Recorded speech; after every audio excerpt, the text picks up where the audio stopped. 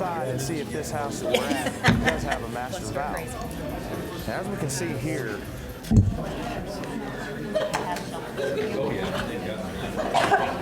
Do they go in the shelter? Yeah. They were in their shed.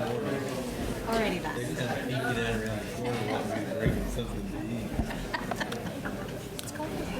Good evening. Welcome to the March 4th, 2019 meeting of the Stillwater City Council. Would you please stand and join me in the Pledge of Allegiance?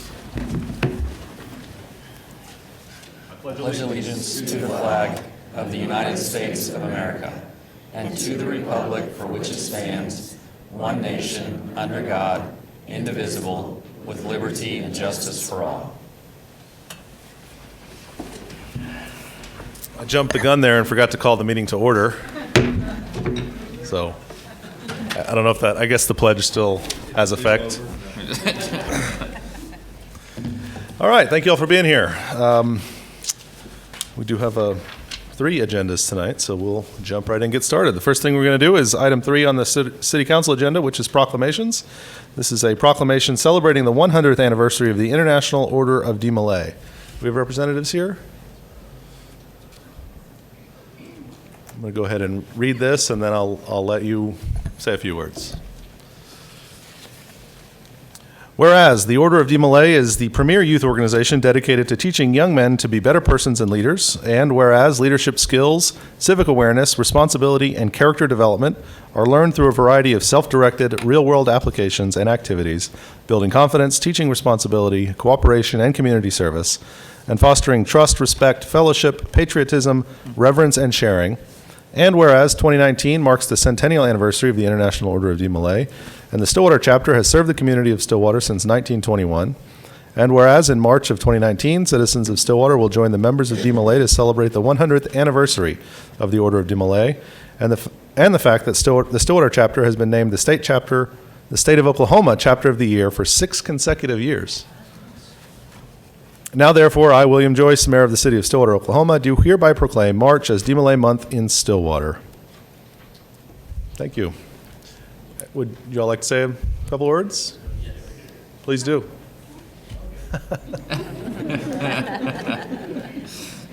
Dang it.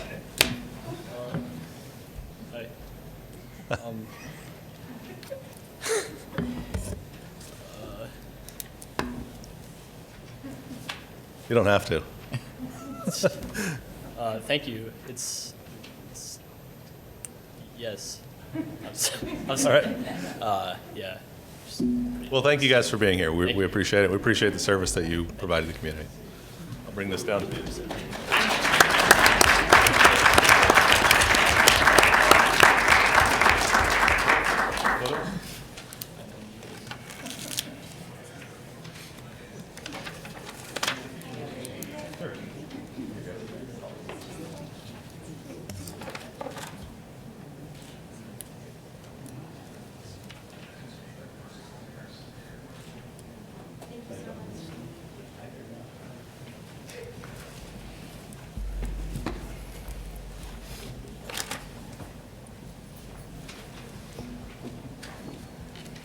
Okay, that takes us to item 4, the consent docket. Councilors, any questions, comments, or motions regarding the consent docket? Motion to accept the consent docket. Second. We have a motion and a second to accept the consent docket. Please vote. With a vote of 5-0, the consent docket is approved. That takes us down to public comment on agenda items not scheduled for public hearing. And I do have a few folks signed up on this item. We don't have any public hearings on the docket today, but we do have some folks who would like to speak on the agenda items. When I call you up, please state your name and address for the record, and please remember that you have 3 minutes to speak about the agenda item, and we'll take it from there. First up, I have Ann Houston.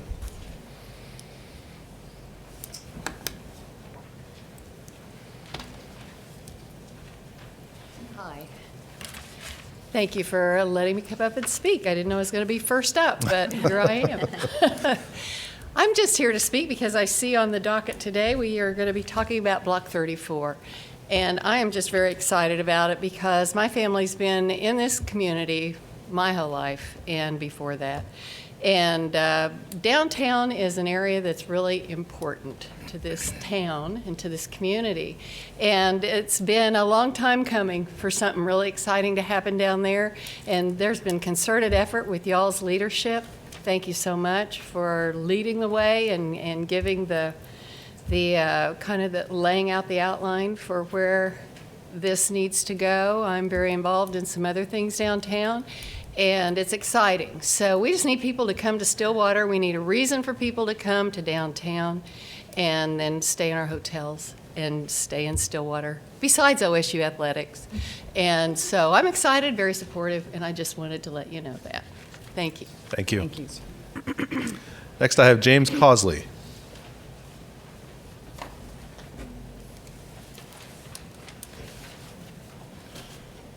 Hello, my name is James Causley, and I'm also here to speak on the Block 34 issues. I am a business owner and have been a business owner for, will be 29 years this year in Stillwater, and most of that has been in some capacity downtown. We started there, we had moved away, we've actually seen the atrophy of downtown and then the building back up, and we were quite excited when we came back downtown about 8 years ago and saw some of the rejuvenation with the bid districts and the growing. And the only real hard spot for me or eyesore has been the lack of any type of development in the Block 34 area, which my property being on the corner of 9th and Husband is kind of, it's kind of right in our neighborhood. It's all with downtown. And I'm here just to say that I very much support the Phase 1 development of it. I have been present for the last 8 or 9 years and seen all the different plans. I was very happy to see that a group was put together of local people that had local ideas that could help. And I just think moving forward with something is better than, looking at an empty field in the gravel and the things that we've had there for the years on end. We have had some people interested in developing my property, and I'm a manufacturer. I am looking at trying to move back and develop a little bit, and anything moving forward in that area would certainly be, I think, a large movement for other people to do the same. Thank you for your time. Thank you. Next, we have Chris Peters.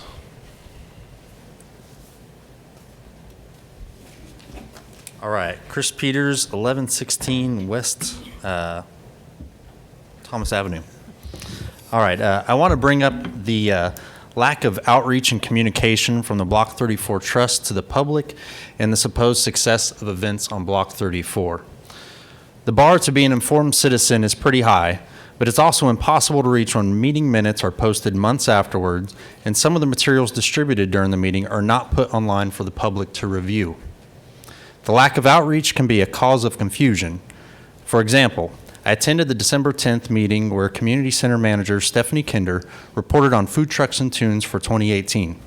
This report was not made available to those in attendance, nor was it added to the agenda on the city's website. I believe she reported 5,000 attendees for 2018. However, on the first episode of the new FYI Stillwater podcast, Kinder stated that the event is drawing 20,000 annually. Which is it? I find both numbers hard to believe, but I have no information on the event's performance from the city to inform me. This council wants measurable results with its service agreement partners like Visit Stillwater. I would ask the same higher standards be applied to events put on by the city itself.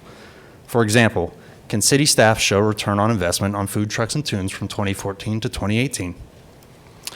Another example created by poor communication is the ability of a local citizen taking a segment of the Block 34 plan out of context and creating confusion on social media. The trust needs to own the narrative with proactive transparency and marketing of the project.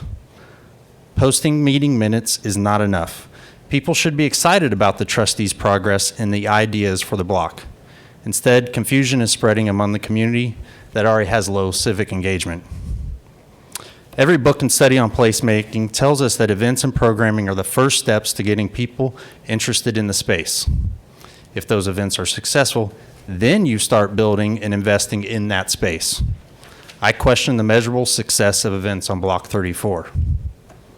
The council should consider pausing its approval of items 7B, 4, and 5 until events downtown is seriously reviewed and the Block 34 Trust steps up its communications and marketing to the public. I do appreciate the volunteer efforts of the Block 34 Trust, and I do believe in the overall vision of a public green space uniting Main Street and the cultural district. I'm just not sure Stillwater has earned it yet. Thank you. Thank you. Shirley Weeks. You're here to speak on a different item, correct? Confusion. I wanted to speak on the ERA. Yeah, so any of the items on the agenda, this would be the time to speak on it. Oh, I wanted to speak after the other speaker spoke. After the other speaker speaks on the ERA, Yes, that's fine. I believe there's a Carol term for Preston? that.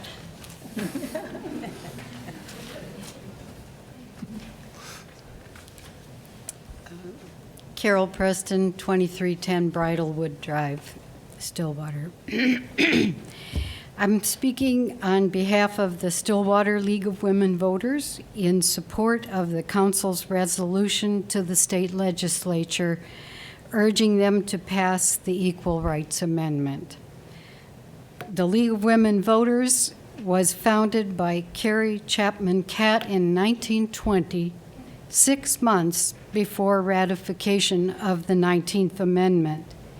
And it began as an effort to help the 20 million newly enfranchised women become informed and active participants in government. The League has been advocating for passage of the ERA ever since suffragist Alice Paul drafted the first proposal, which read, "Men and women shall have equal rights throughout the United States and every place subject to its jurisdiction." This was introduced in the 68th Congress in 1923, and it was reintroduced each subsequent year until it passed in 1972 in its present form, which states, "Equality of rights under the law shall not be denied or abridged by the United States or by any state on account of sex." It then required passage by 38 states by the extended deadline of 1982, and in spite of our best efforts, only 35 states had passed the amendment by 1982. And action stalled until the states of Nevada and Illinois passed it in 2017 and 18. The race is on again to see which state will become the crucial 38th state to pass it. Although the 14th Amendment offers some protections, they require a lower level of scrutiny than other forms of discrimination, making it necessary to have explicit constitutional language to protect equal rights for women, especially in cases of violence against women, sexual harassment, and equal pay. The arbitrary deadline designated for its passage will no doubt be debated and can be extended by the U.S. Congress, making passage of the ERA once again possible. We honor suffragists like Susan B. Anthony, Alice Paul, and Katie Stanton, and the League of Women Voters would very much like to see what they started come to fruition at last. And we would be very proud if Oklahoma were to be that crucial 38th state to help enshrine equal rights for women into our Constitution. To this end, we strongly support your resolution to the state legislature. Thank you very much. Ms. Weeks.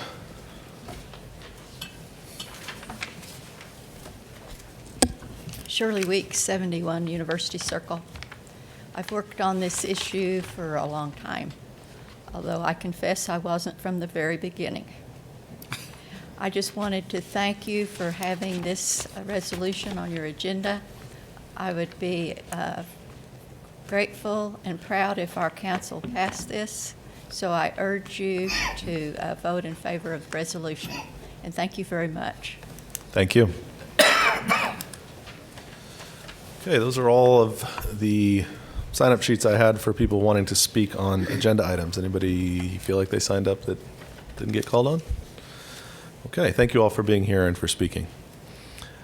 That takes us down to item 7, general orders. 7A, consider policy establishing the city manager authority to waive certain development-related fees. This is CC-19-23. Mr. McNichol. Paula Dennison will provide that report. Good evening, Paula Dennison.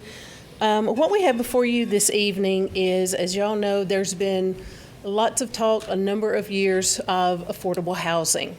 What does affordable housing mean? Is it affordable to everyone, affordable to certain groups? There's also, as you know, an extremely high rental occupancy rate in Stillwater. As part of that, there's continual studies that come out demonstrating the benefits of home ownership. So tying all of that together, City Manager's Office was approached by a not-for-profit affordable housing builder, and they just asked if there was anything that the City Council could do in authorizing the City Manager to waive any type of fees that are applied to single-family housing. There's an example in your report of the fees that were charged in this regard to this affordable single-family home. And as you can see, a number of those fees, and I'll just run through them right quickly because these are for consideration and discussion of the council this evening. Electric connection fee, meter tie-on fee, meter and fittings, sewer capacity fee, water capacity fee, new residential building permit, residential transportation fee, water closets fee, Oklahoma Uniform Building Code Commission building permit fee, and then your options that you have available are to waive all fees associated with residential homes that are built, or consider waiving all or only those fees that are built by not-for-profits or by an Oklahoma Housing Finance Agency tax credit recipient, because they are required to build to the low to lower income families. These are for discussions, and many of these fees that I have just outlined here, they're more, I hate to use this term, but impact fees. What is the impact that the occupants of that house are going to have to the transportation system, the water system, the sewer system, the electric utility? Those are typically the fees that that we do see waived on occasion in other communities and other states when they have procedural affordable housing initiatives. The City of Stillwater has not developed an affordable housing initiative at this point in time. I believe that this is a good start. Be happy to answer any questions or keep talking. Thank you, Paula. Counselors, any questions for Paula? I do. Proceed, please. Are you surprised? No. This is really an interesting proposal. And of course, the whole idea of housing is, it's just not straightforward. First of all, I don't have any problem with rental. Occupied homes. There are great rental persons, and there are not, and there are great homeowners, and they are not. It's and with the culture that we have now, the people that are coming out of school with heavy student loans, rental is a very great possibility for them. I think my questions about this specific thing how do we know if we waive these fees for single-family homes? Well, let me just ask it a different way. Nonprofits and OHFA would always be owner-occupied, or could a nonprofit build a home to rent? Nonprofits, anybody seeking tax credit through OFA, they do have a variety of options. They can build the single-family home to sell either at that time or through a lease purchase to an owner. They can also receive tax credits for multifamily housing. Once again, that is not going to be an owner-occupied. The owner-occupied that this is focused toward is actually going to be that owner will have possession of the property, or that resident, that occupant will have. So, But go ahead. if you want us to look at also defining low-income housing, probably with the federal definition, and include rental property, all of this change would require an ordinance, and we could certainly bring that back as well. Well, I guess, what is the objective? To help developers build homes for owners, or just to build lower-cost homes? If I may, I believe there's multiple objectives that could be achieved through this. One of the things that we continue to see, and it's not only due to the high rental occupancy rate that we have here in Stillwater, but a lot of the houses that somebody who classifies as low income, needing that affordable home, a lot of those houses, they're also available to be purchased or rented by someone who could have a payment twice that. So then that affordable home is moved off of the market and is no longer available to that individual or that family who needs that home at that point price. That's very unfortunate. The housing study that the city completed back, it's been a few years back, 2012, 13, 14, circa. 14, probably. That truly showed this dynamic that we have, that those affordable homes are coming off the market, and they are to those who can afford more than that home. So then those needing that affordable home, they don't have anything else to choose from, or their pool has greatly shrunk. We've also shown in that the cost of living has increased exponentially over the years, while income has not. It has not stayed at that same rate. So therefore, those that are already classified as low income, they are continuing to become lower and lower income. And that does affect their ability to have that pride of ownership. We have many people in this community who want to own homes, but they cannot.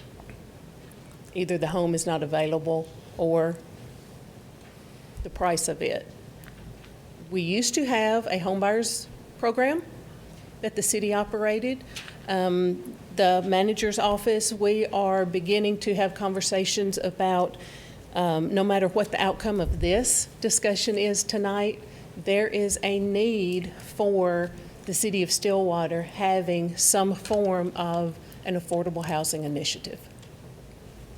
And this is the beginning. I guess I'm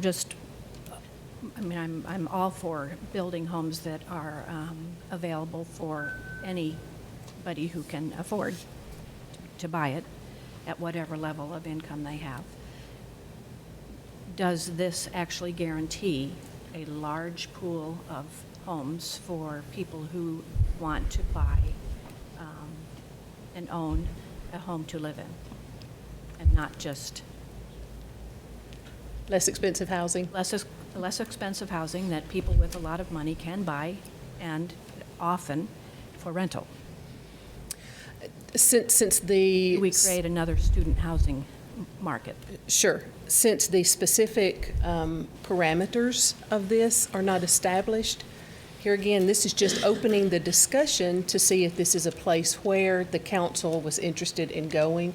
And we would work to establish those parameters, bring that back to the council as a resolution with the appropriate ordinance changes that were necessary, because the fee ordinance that was just adopted back in the summer, that again would have to be adjusted depending on the parameters of whatever policy is built.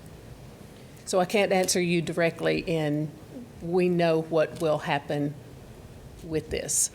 Would it make sense then to plan a larger initiative first to kind of understand maybe what the outcomes of some of these action items might be, as opposed to picking an action item to start with? I mean, if we're not sure kind of where this would go, do we need to kind of think on a bigger level first? Do we need to kind of think, let's zoom out for a second and see kind of what the impact of what some of the first action items might be, and then what the impacts of those might be in a larger, what's 3 steps down, and how does step 1 kind of impact that third step down? Yeah.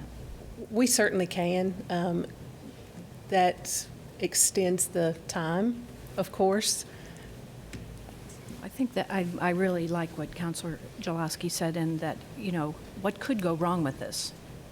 I mean, it sounds great up front, but what are the things that could, 2 years from now, what would we say, wow, that was down the wrong road? The example in the packet here is a house built by Habitat for Humanity, which is a nonprofit home builder. Correct. My understanding is that those, when they build a house and sell it, there are deed restrictions that don't allow the house to be sold, resold, or that don't allow it to become rental property, basically, for a certain period of time. Are you familiar with what those restrictions are? I am not. I am. Basically, there's a repayment obligation if the house is sold within a certain time period. And that could be applied in this particular scenario, depending on how you want to make that work. But is that the same for the OHFA tax credits? Do they have a similar requirement around not building a tax credit at home and then putting it out on the rental market, basically? I'm not 100% sure on the tax credit, so I would be reluctant to respond to that. But we can find out. Because I think I understand one of the, that concern around, by instituting sort of this blanket ability to waive fees, are we really helping where we need to be helping, or are we creating a bigger market? I mean, I think in the case of someone like Habitat for Humanity, or if there is a tax credit that requires this sort of restriction around, trying to keep it a low-income single-family home, then it makes sense. I mean, I think there's less of a concern if that is sort of built into the way we do this, where we say, assuming it's built by a not-for-profit or with a tax credit, and there is some restriction that keeps this, a single-family home for a length of time, then, this sort of potential fee waiver makes more sense. I don't think we'd want to do it if it didn't have that same sort of long-term restriction, or some kind of restriction on the house becoming, just open market rental or purchased by anybody else. And there probably is a market for nicely built rental homes. Sure. That are not, that are qualified income. Yeah, but I think what we're trying to do here, or what we may want to do here with these fees, is that we make it more affordable for builders who are building for the specific purpose of creating low-income single-family housing to do that. And someone like Habitat for Humanity, being able to get a bit of a fee break makes some sense, because they are trying to build homes for long-term occupancy by lower-income families. So I'm certainly in favor of a larger affordable housing sort of discussion.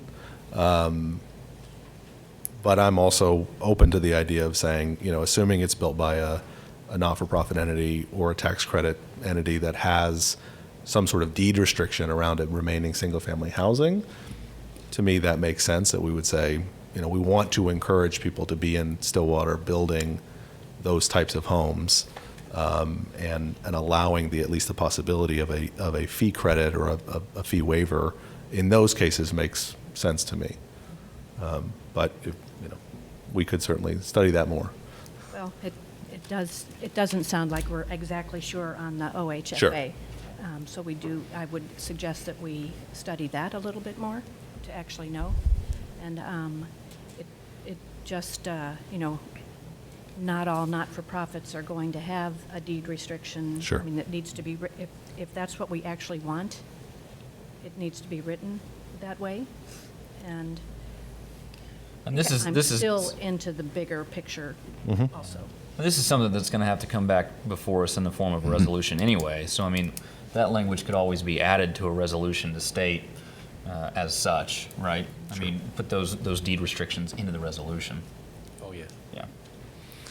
But this is coming from a place, and we've done a housing study, and the housing study identified that this is a sector of housing that we're missing here in Stillwater. Yes. So, I mean, it's coming from a place of data. We've got some information that says Aging, this is but aging yes. data. I understand.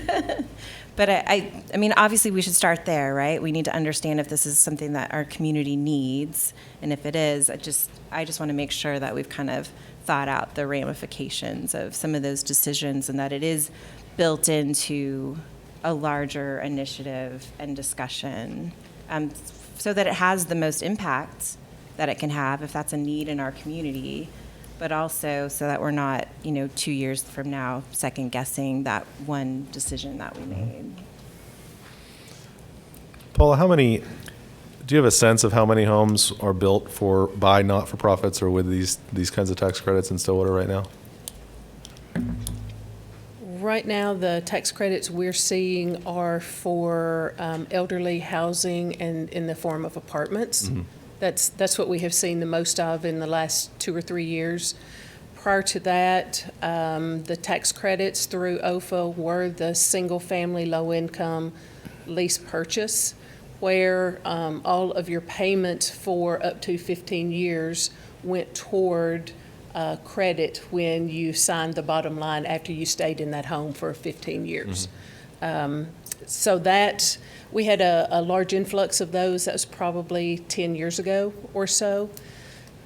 Habitat, they are trying to find land.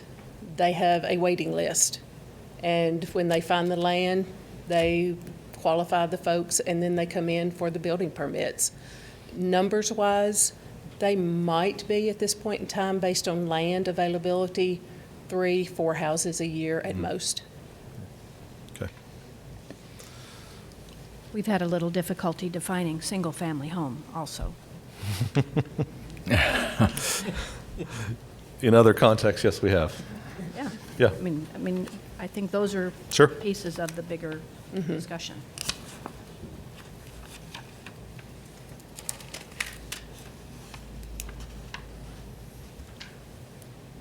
Okay. Any further questions or comments, council?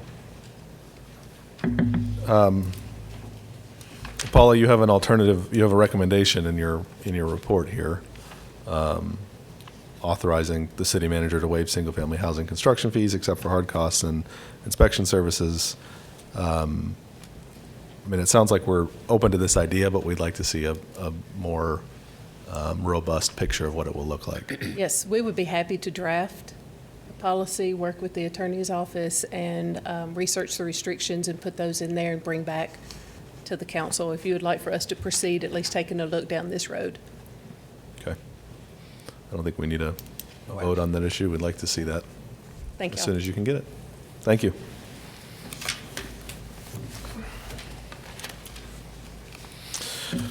It takes us to item 7B, presentation of the Block 34 Trust Phasing Plan and items for consideration and authorization. This is CC-19-24. Mr. McNichol. Jim Beckstrom, Chair of the Block 34 Task Force, will provide that report. Just give me a second. I need to pull up my presentation, which is in here somewhere.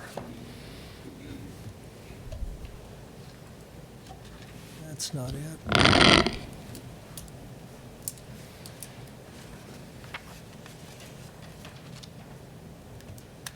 Okay.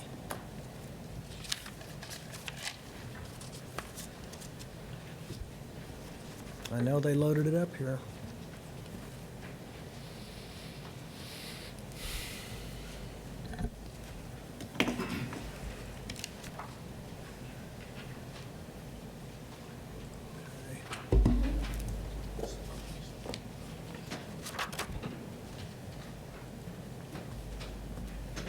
Do you know where it would be, Paula?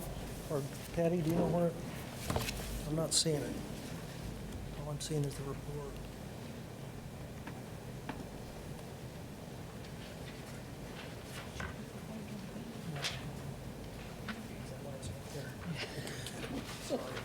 She loaded it up there.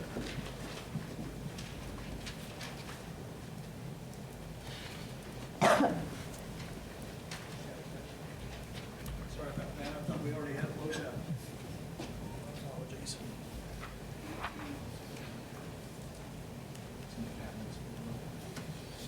You know where to start. Help me, help me.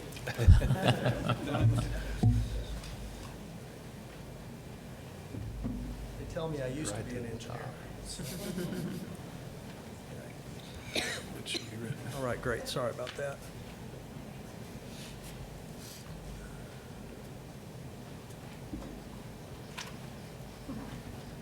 All right.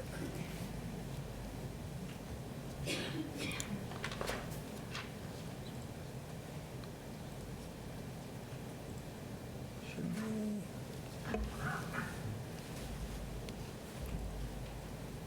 Getting there. All right. My apologies, folks. Okay, thank you so much for your time today. This is a next big step for Block 34. We want to get this thing going. That's really what this presentation's about today. I think some of you can probably remember people talking about Block 34 for the last 20 years. There's been perpetually this conversation, well, if we just try one more thing and we do one more thing, well, then it'll finally happen. Well, we're actually wanting to get that done today. We're ready to get this started today. So that's what this presentation is about. We have 5 items of recommendation. I think the best way to do this is to go through, talk about all 5, and then visit them collectively at the end. But please ask any questions. Of course, you can at any time as I'm going through this. But I'm going to address these one piece at a time, try to be as orderly as I can. The recommendation here really is to get Phase 1 going. And Phase 1, we've got 2 big chunky steps. Step 1 is about getting the site in shape and user-friendly. Right now, it's pretty horrible for people to get across the block. It's got all kinds of tripping hazards. It's got hazards on top of hazards, and what we're wanting to do is get it cleaned up and make it usable. One of the comments was made about event challenges there. It's a furnace in the summer. Anybody who's been there in August, they put food trucks on the gravel parking lot, and it must be 150 degrees Fahrenheit. And that's one of the reasons people do not show up for Block 34 events in the middle of summer. Either we're getting stormed out or we're getting burned out. And one of the things we're going to talk about is how to eliminate and reduce that risk and make this more usable to the community. So we've got a couple of energy features. We talked about energy being a key theme. It's all, it's the spirit of Oklahoma is very much about energy. It's about agriculture. And it's about green space, and so step 1 is really all about Oklahoma and that spirit of what we're all about, which is energy. So there's 2 energy projects, getting the site in shape, and then an outdoor stage and an interim market hall. We're using the term interim market hall to get the machine working on the block. There's this kind of perpetual argument as well. We need to do the whole 9 yards. We need to spend $20 million. We can't get going, and I think our argument is let's get going with this, and as this gets some traction, then this can be more permanent, and we'll talk more about that in a minute. Phase 2 and Phase 3 are really the evolution of the block. As the traction keeps building, as vendors and realtors and people in the hospitality industry are attracted to the honey that we're creating on Block 34, there's an evolution of that block and possibly expansion of the facilities more broadly to achieve the long-term vision of the city. So, but the recommendation here is to get this thing moving. Let's get down the road a bit. Stop kicking the can and make something happen on Block 34. So the first item here, I wanted to also point out, there's been some conversation about the fact that this isn't on Main Street. And I just want to point out that Guthrie Green is not on Main Street, but Main Street is benefiting from Guthrie Green. It's probably a great analogy to what we're talking about here. And this map here actually shows Guthrie Green. They actually tried hospitality on the green, and that didn't work. But what it did is that engine, that event engine on Block 34, on Guthrie Green, drove all this incremental development of hospitality and retail in the adjacent area. So really, one of the main things is to get the capacity of the green built to support significant events on a regular basis. And in talking to the business owners in downtown Tulsa, it's really about the program and the activity on Guthrie Green that drives the engine for the Brady District, now called the Arts District, in downtown Tulsa. So let's talk about a couple of the energy features on the block. One of the features here, and I'm going to there's a student team that's working on this. I'm going to ask them to stand up. So everybody that's working on the energy project in this southwest corner, this is about a third of them. All right, thank you guys, appreciate it. And in fact, they built a scale model. Noticed that there was some conversation about the sunflower on Block 34. Well, that was my Aggie CAD, and what the students have done is this is actually a full-scale model. This is a 6-foot fence on the side, so you'll see this is a 40-foot tall tower. The wind turbine on the top is from Berkeley Wind Power, which is a wind turbine manufacturer in Oklahoma. They're one of the most famous small-scale wind turbine manufacturers in the world, and they're Oklahoma grown. And sorry about that. I need to be at a microphone, don't I? Okay. So this is a Berkeley wind. These are vertical wind turbines, so their axis is this way. And the color scheme, and we're going to get to this a little bit more, but we've gotten some help from quite a few people to help us kind of shape this thing up. And one of the nice features about this design is it's highly flexible, because you see these flanges on the pole. You can plug and play on this. So if you decide that you don't want wind turbines on the side of it, you can put sculptures on the side of it. If you want to change out wind turbines, so it's a highly flexible piece for art, for energy generation.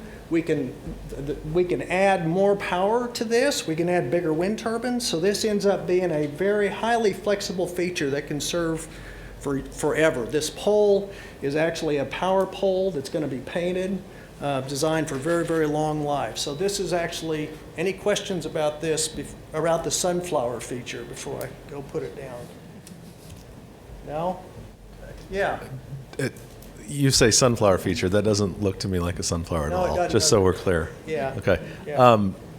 Are like the blades on that turbine at the top to scale? Yeah. Okay. So 4-foot blades. I'm bad with estimates and numbers. When you say 40 feet tall, how does that compare to, say, a wind turbine I'd see out in western Oklahoma? Okay, I can speak to that. So those are typically, the towers are 300 feet tall. 300 feet tall. Sorry, the mic. Sorry.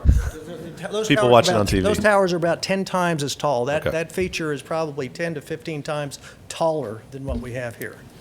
And you're still going to walk up to this and do this when you stand kind of right under it. So it gives people this concept of what wind generation. The vendor actually suggests putting it up another 50 feet. So if you had your druthers and you had 50? Another 50, 100 foot tall. But we wanted it low enough to where people could actually see it. So that's part of the educational outreach part of the project. So, and the vision is to put this in the southwest corner. One of the objectives of these tall features was to attract people to downtown, to Block 34. By having it on the corners, it's highly visible from Main Street. This one you're probably going to actually be able to see from 6th Street because it's so tall. But it's going to be an attraction. There's going to be a light, and I'll talk about more of the features here in a minute. But it's going to be an attraction to draw people to Block 34, which is the objective. It's freestanding. It's funded. It's aligned with the approved plan. We wanted to do renewable energy education. That's actually an integral part of this. There's going to be, and actually the part of this is going to have a screen that tells people what's going on with the unit. So it talks about power generation, what's going on with the power generation system. It's self-standing, so it's got power storage and the light show. Everything is self-contained within the unit. So it's going to create its own energy, and the light show and everything you see is going to be power that it creates itself.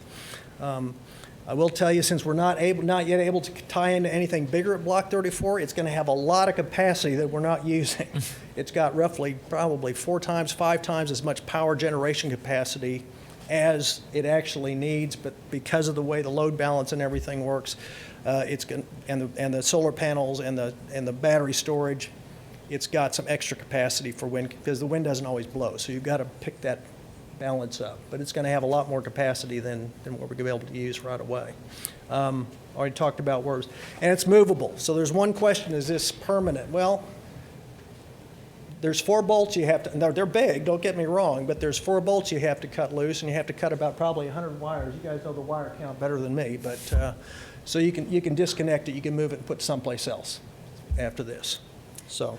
Jim, is the privacy fence, is it there for safety reasons?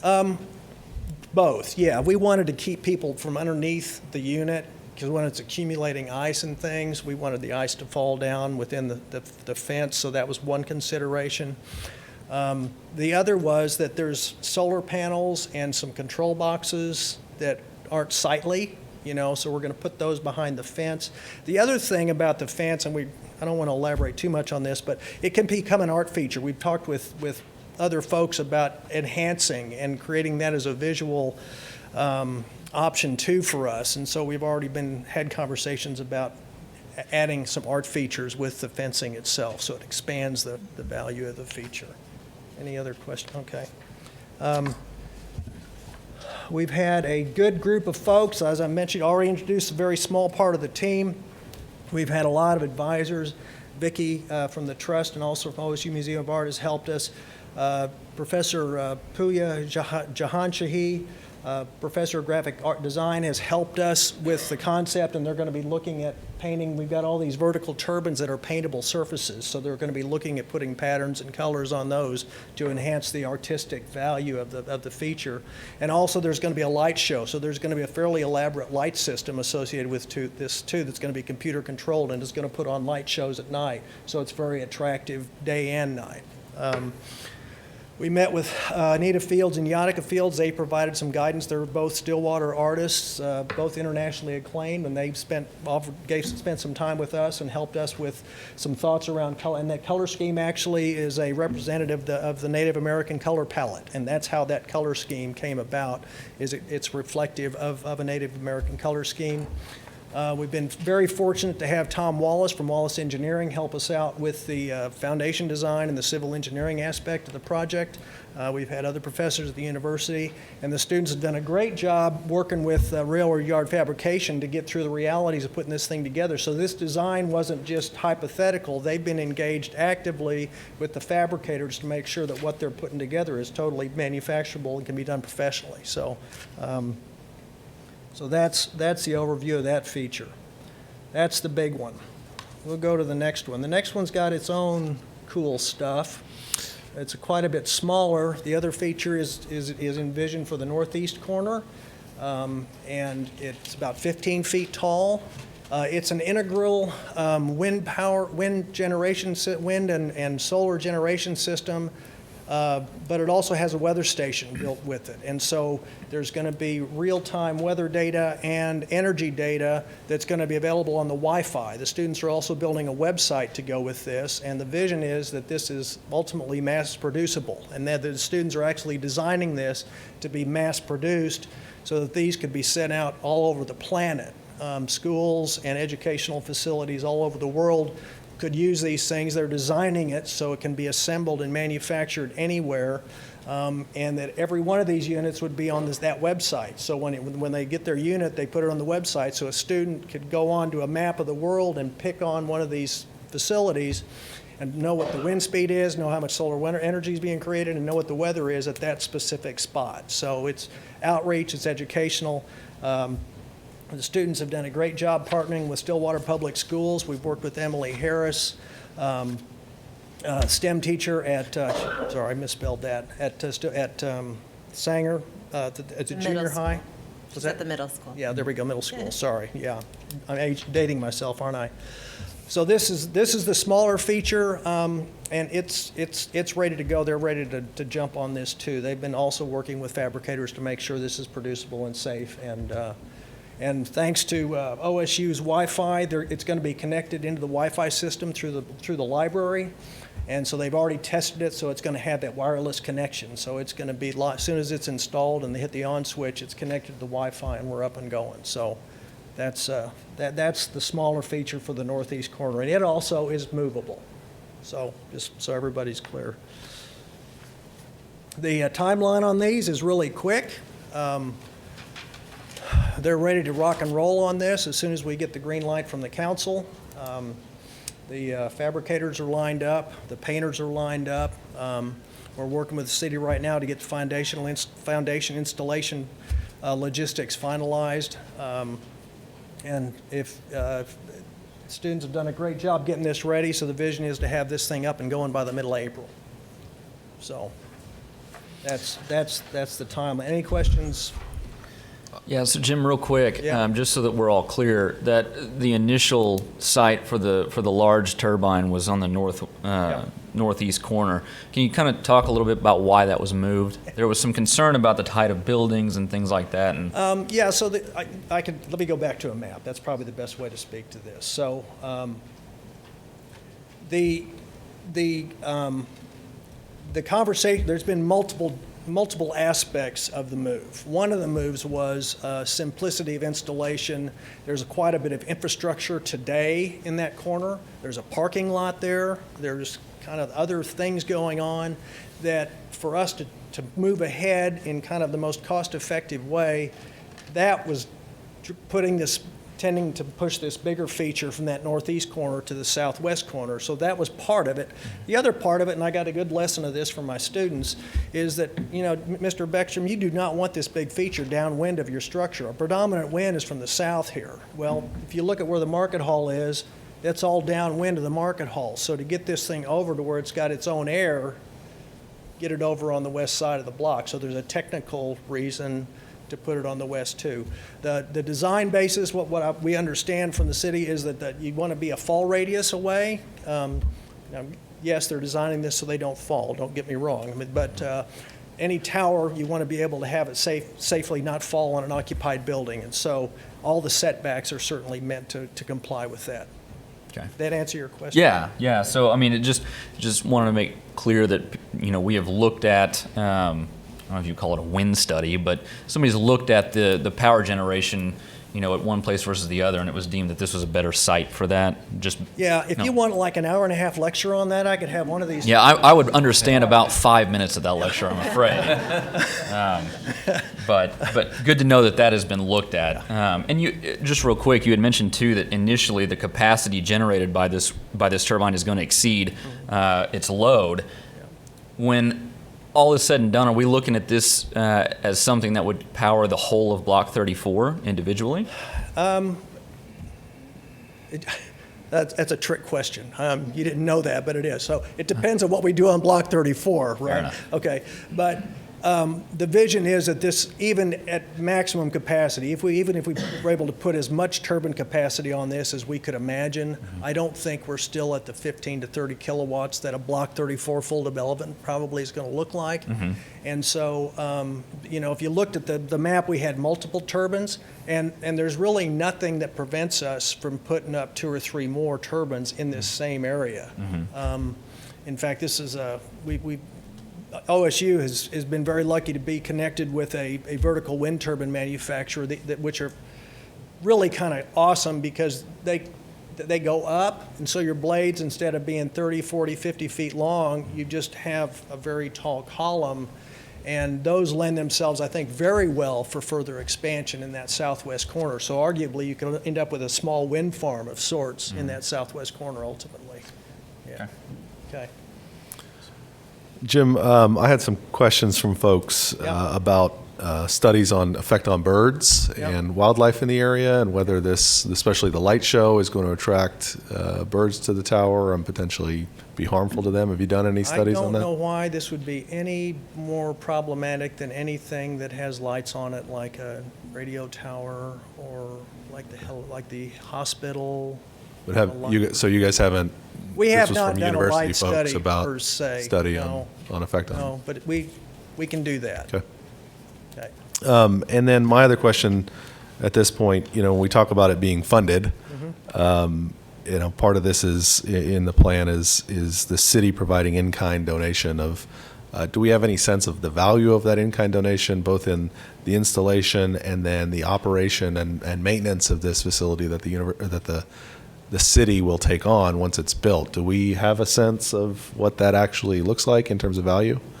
I think Norm can probably, well, I don't mean to put you on the spot, Norm. We've talked about the installation, and we have concrete and a rebar cage. I mean, what kind of numbers have we? With the in-kind labor, that has, though, evidently changed today. Okay. Or the in-kind preparation for the whole. We were looking at $1,350 to get the preparing foundation ready. Both of them. Okay. But again, I believe that's changed today because the necessary depth and width on one of them is. Yeah. Your auger's going to cover one, and we're going to have to bring an external auger. And if there's an issue with financing, you let us know. But I don't want that to get in the way of this happening. Okay. Well, other than us digging a hole, and I suppose pouring some concrete in it. Right. What else is the city doing from an in-kind? I mean, because this looks like I lost my place here, but construction, foundation construction. The fence will be installed by the city of Stillwater, signage provided by the city of Stillwater.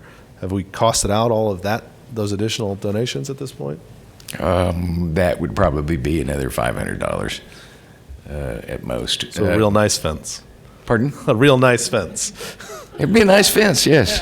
It's not particularly large. I think one of the things that we may be getting lost on here, and it's my fault for not bringing it up, but we've had people offering to help on Block 34, and I just really think that we're shooting ourselves in the foot, not realizing there are folks that are wanting to help and participate. And I would argue that it's not improbable that somebody might be willing to put the fence up. But until we have some sense that this is something we really want to do, you don't go out and get the help to do this. I've had people offer to help on numerous aspects of the block, but we really don't have a path forward to have them participate. Sure. So, well, I wanted to just get a general sense of the value of the services the city was being asked to provide. fair enough. Yep. Thank you. Yeah. Okay. And one thing I wasn't trying to evade, just don't know what the maintenance on it would be. Yeah, I mean, I guess from a maintenance perspective, it doesn't seem like there's much there. Eventually, it's going to have to be repainted or something like that.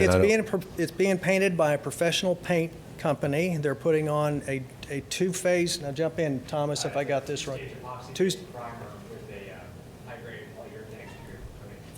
It's a 20, 30-year-old paint job. I mean, 20, 30-year paint job.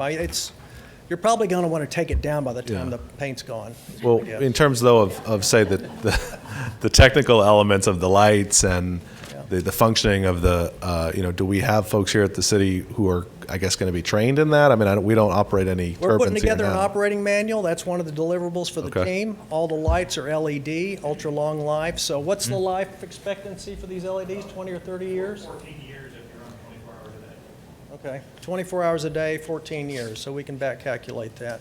We'll turn them down so they're not used all the time. So. Sure. Okay. Okay. Any other questions on that? Okay. I do want to point out, one of the things we're trying to do is get students downtown. And we've been so blessed because there's been a really strong student interest in downtown Stillwater. We put out a survey for projects for the students in the fall to ask them what they'd be interested in doing, and downtown projects were on the list of projects they could show interest in. These projects wouldn't have happened if we didn't have students express interest in being downtown and helping with downtown Stillwater. So we actually have got 6 teams of students working this semester, and probably about 30 total students on multiple interdisciplinary projects. This is also the first semester where we've had a formal interdisciplinary focus. So these teams have got mechanical engineers, civil engineers, electrical engineers, all working together on senior projects, which in the past really wasn't the norm. You used to do mechanical engineers with mechanical engineers, electrical. Here they're all working together like real life, and that's the reason we're able to attack these real life problems in a real way. So we're going to talk about the outdoor stage in a bit. That team actually is helping with the site plan also. We talk about that intermediate development of the block.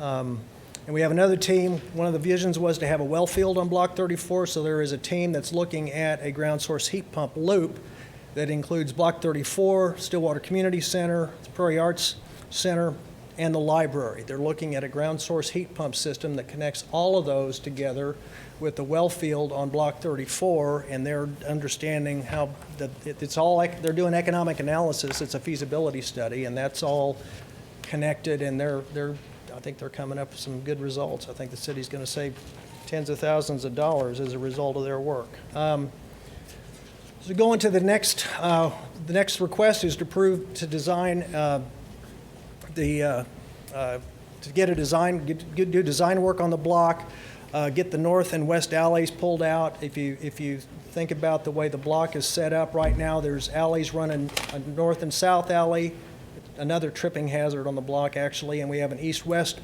alley that are no longer needed. They serviced a business that's no longer there. So that we're looking at a site plan to improve the block, improve mobility across the block, improve the aesthetics of the block. So get grading that fits in with the long-term plan and also the Phase 1 plan. Get some sod on there. We've got a lot of open area. Bocce ball courts, that seems to be of interest, and so if there's a bocce club that decides they're willing to come out and help make a bocce ball court happen on the block, we would appreciate the council entertaining that approach, and possibly even invest in a cover for the courts. Irrigation system and sod and fill so that, we're kind of working our way towards full development of the block, and improves the immediately. And we talked about some of the challenges with trucks and tunes. Right now, it's not a very clean setup. You've got usually trucks are set up over here. They have live entertainment over here. You've got this kind of obstacle course to traverse to get back and forth between the trucks and the stage. One of the reasons we're looking at bocce courts for this area here on the southwest corner is that's where the building was. And that's where the ice rink was. That's pretty much dead flat right now. It lends itself really well to kind of be in transition to something like a bocce court to be used on that site. And this is just a approximation. This was one that one of the architecture students who did some work for us laid out 3 bocce courts on that corner, and this is a vision of possible landscape architecture around the wind feature in the southwest corner.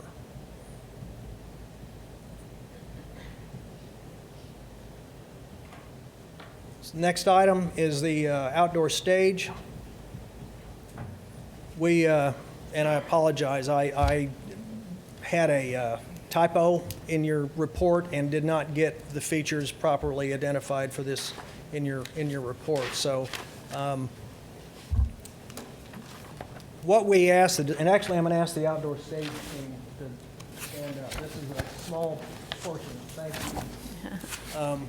there's I think, 6 students on that team, and they've been doing a great job. They went out and surveyed the site. They've come up with some very creative solutions. This is what you're looking at here is one of the concepts they've developed. They were charged with putting in an affordable installation. So we have a plethora of multi-million-dollar outdoor stage concepts. And what we don't have are a plethora of kind of readily fundable and concepts. So this was their charge, is come up with something that won't break the bank, something that's low maintenance, low to no maintenance, and that's where they've gone with their design, and phasable. So they're thinking about this as, how do we work this in as we get more funding, as folks want to contribute money to this to expand the presence of the outdoor stage and conceivably even make it bigger over time. So that stage has always been envisioned to be in the northwest corner of the block.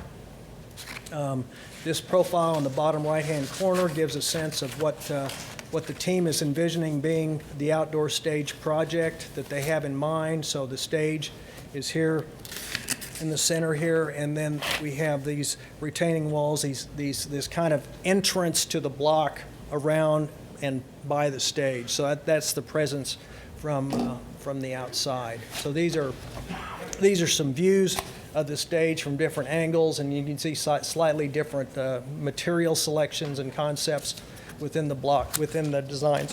Within the designs here, and they're working on this. These panels are a combination of kind of texture. They give you a sense of place, so they provide some home room feeling to the block, and also provide some sound direction, so they help with the sound aspects of the design of the block too. So the retaining wall height is under study right now. I think the latest view is that this is probably going to come down as far as elevation goes.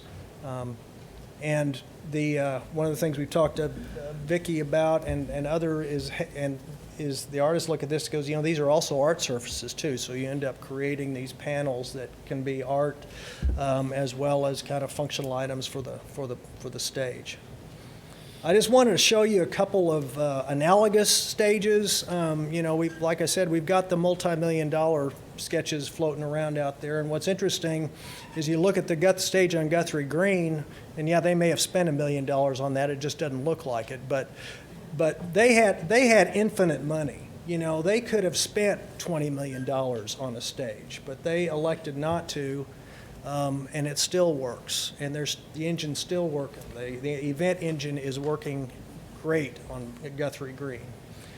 This is in Marriott Gardens. This is another outdoor stage concept. Doesn't provide any weather protection, but it does provide shade protection, which is important for us. So these are a couple of stages in the neighborhood that kind of give us some sense of scale. And this stage here on the left, I think, is notionally about this size of the one that's been sketched up by the students for that corner. This is another one that just recently opened in Dallas, the Clyde Warren Park. Another example of a very simplistic, and don't get me wrong, students, I'm not saying your design was simplistic, but this isn't an elaborate stage concept, but it's functional and it's serving them well. So this is the Clyde Warren Park, which some of the students I just met with this afternoon are just raging about downtown Dallas. So, any questions on the outdoor stage?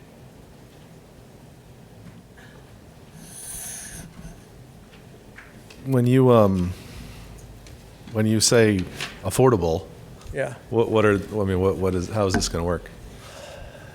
How much is it going to cost? And who's going to pay for it? Well, let me talk about it in the figures. We're talking about in the hundreds of thousands is what we're talking about here, not in the millions. And I don't know what that number is yet. That's actually, they haven't come up with that yet. That's the next step in their design process, is to work up an estimate. But those are the kind of cost ranges we've been talking about for this.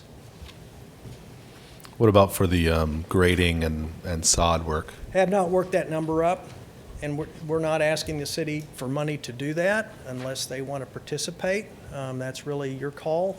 But what we're looking at is the green light that this is something that the city wants to do, and we will go out and be able to secure funding knowing that that's something we can do on the block, and that's kind of where we are today. Does the plan for the stage include sound system, stuff No. like that? Just the stage? At this point, no. And so the next, what we're asking for is approval to go into the design phase on this. They've already engaged stakeholders and people in the business to get this design put together. They've talked about power requirements, talked about access and equipment access, so all those are in consideration of the design. But the next step for this and for the market hall then is to engage user groups to progress the design, because to do that in isolation really doesn't make sense. So I think the vision is that the market hall and the interim market hall and the outdoor stage, and really all of it, is going to involve public participation in layout and which I think ultimately is going to culminate in funding for these things.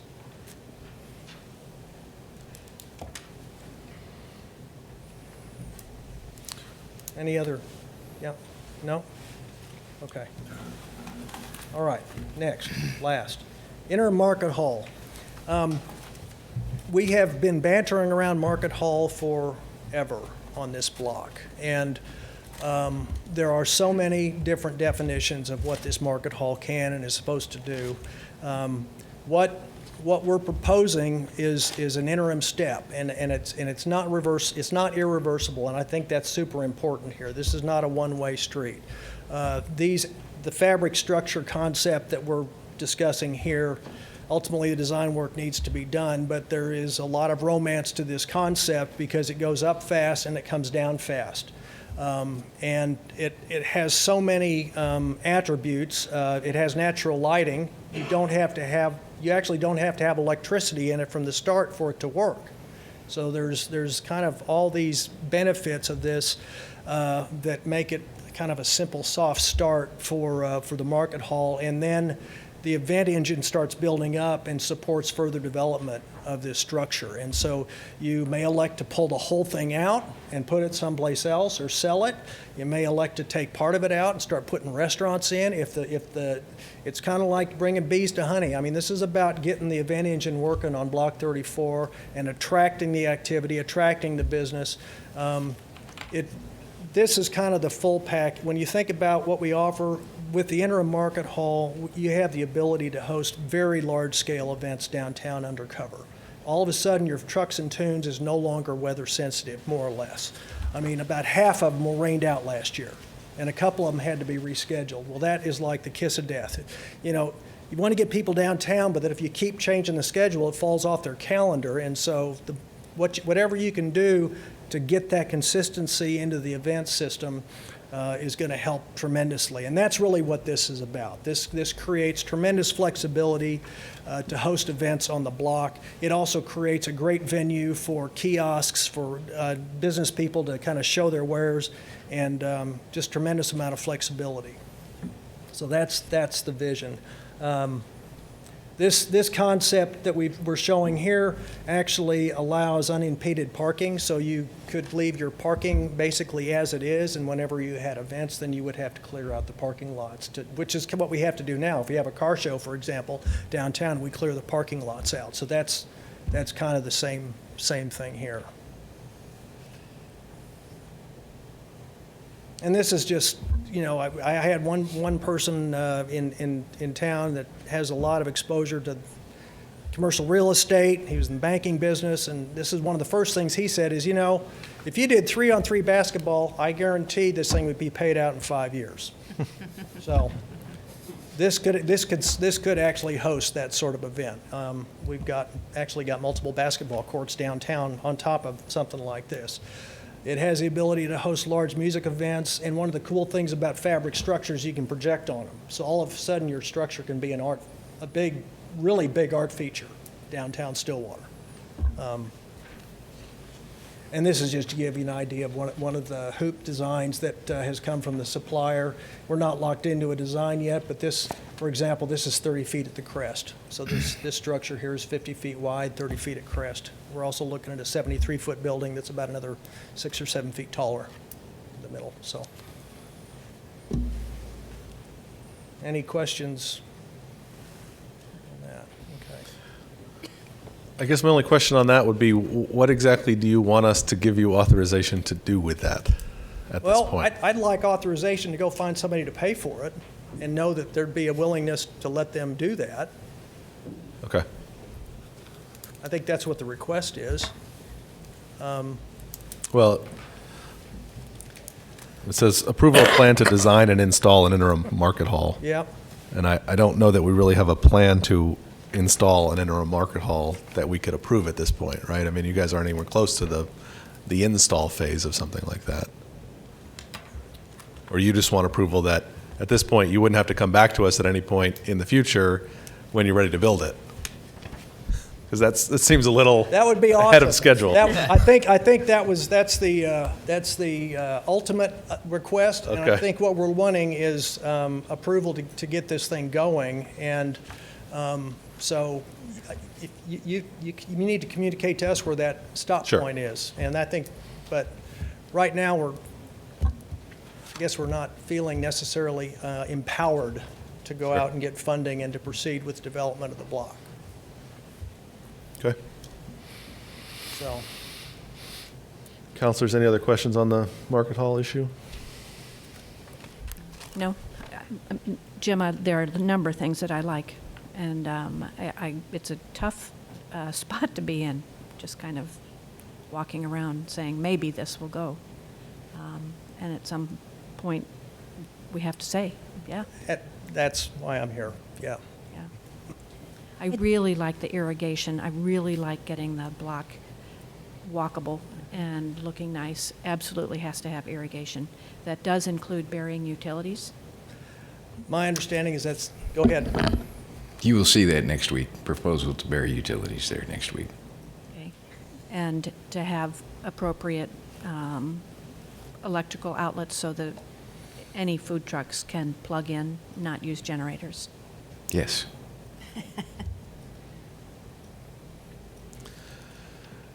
Anything else for us at this point, Jim, before we I don't- ask questions and discuss? Yeah.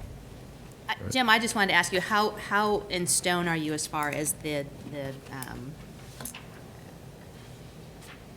think of what comes first? I mean, I think in my mind, I really want to see what this block will look like, cleaned up with the irrigation and the lines buried and the sod put down, and I think that to me is something that to me makes sense to be the first step, just to kind of see what this block looks like, cleaned up and kind of ready for that next step. And then is it the stage, is it the turbines, is it the market? I mean, is there a way, sequence, that's the word I'm looking for, sequence that you guys are comfortable working with? Yeah, the sequence that we've recommended is get the energy systems approved. Now we're ready to lock and load on those.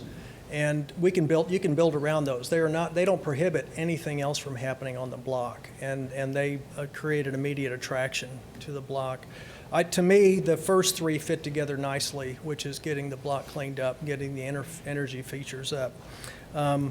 The outdoor stage is a longer-term issue. We need to get the final design work done. The students are doing a great job getting concept design work, and we're not locked on what they've done. I mean, I love what they've done, but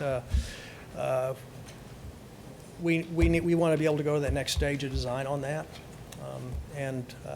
That is, if we get the green light today, I don't think it's unimaginable that there's a stage by next season. I think that's possible. We have to kind of know, if we keep doing this 6-month thing, we're in 2025, and we're trying to keep the can from. Sure. That's what so.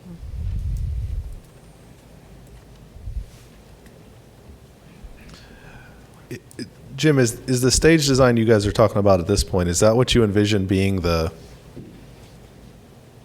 long-term stage, or do you think that if somebody came in and said, here's $20 million, we would say, oh, let's replace that with something different and bigger and. We actually discussed this at the last trust meeting, and we have a naming policy conversation going right now, and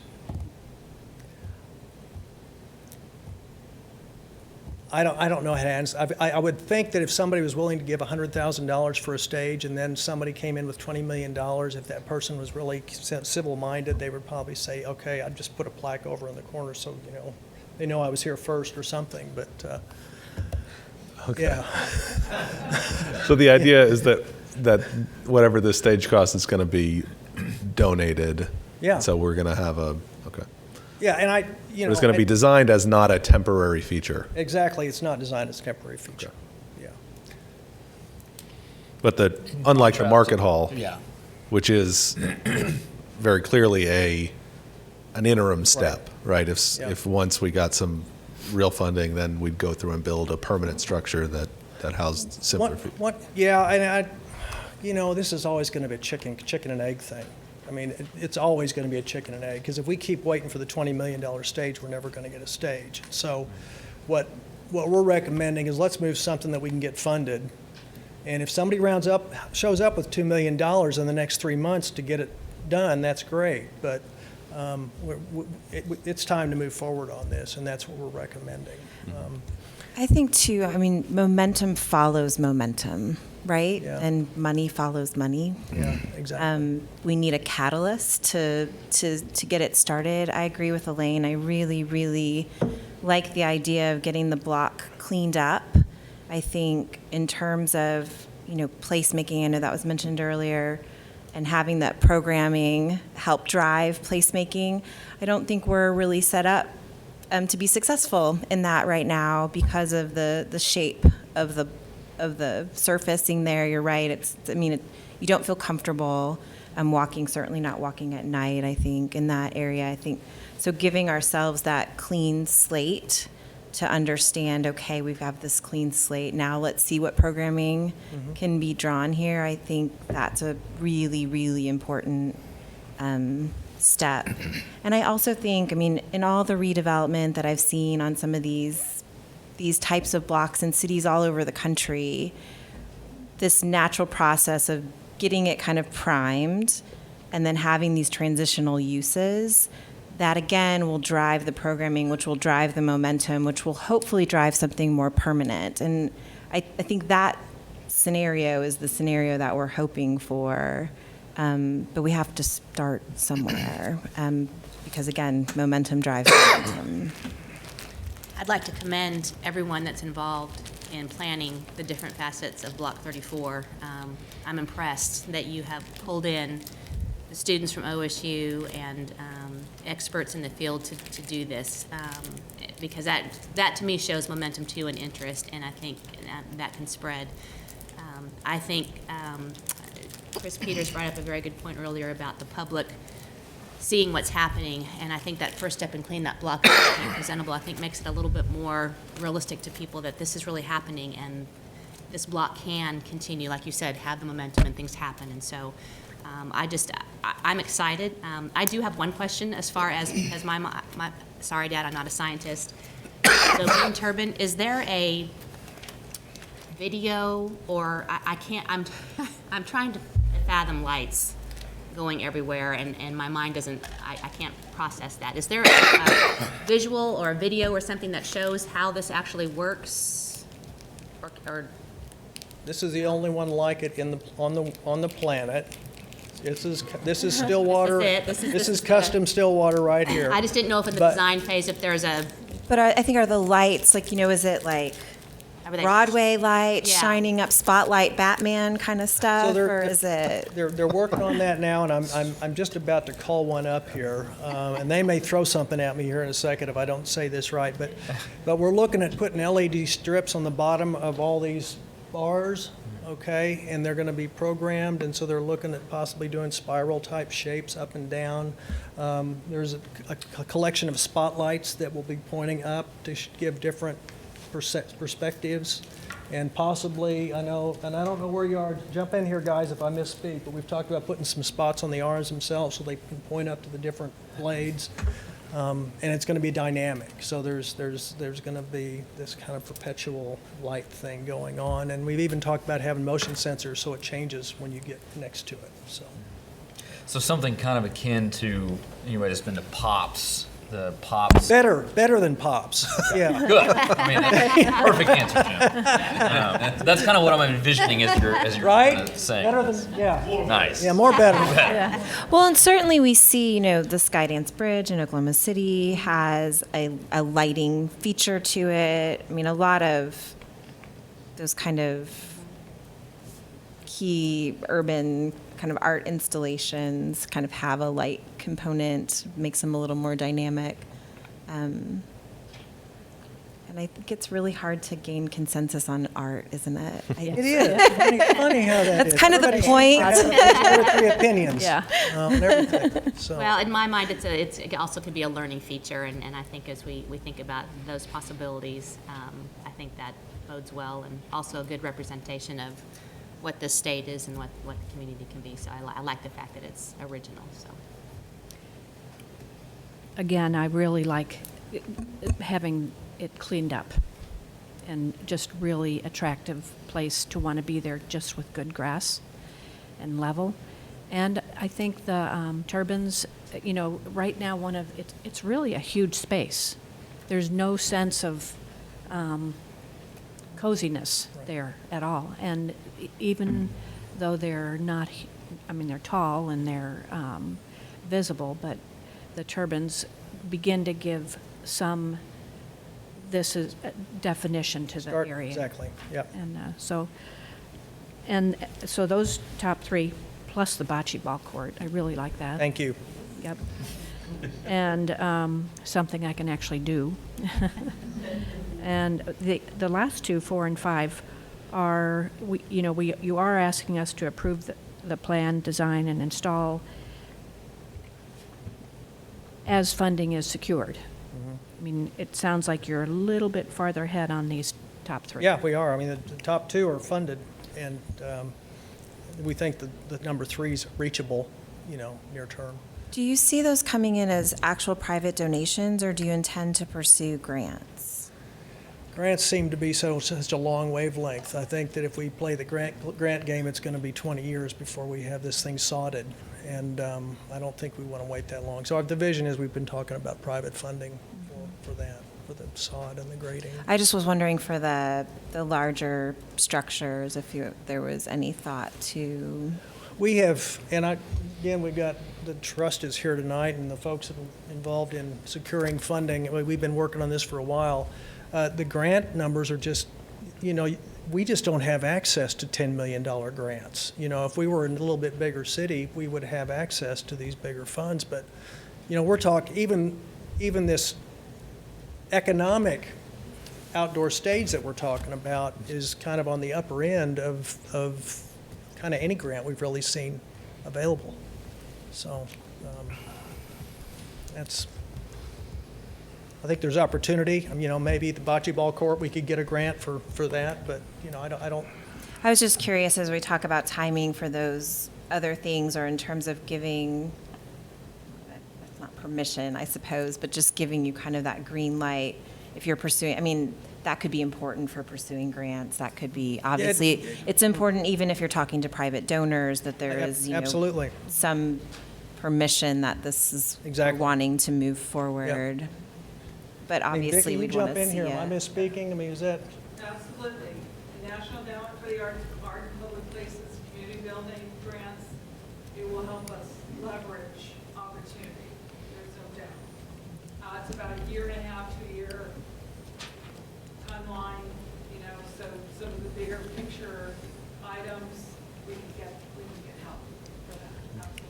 Well, and it is certainly much easier to get grant dollars when you have some momentum to speak to. I know that, certainly.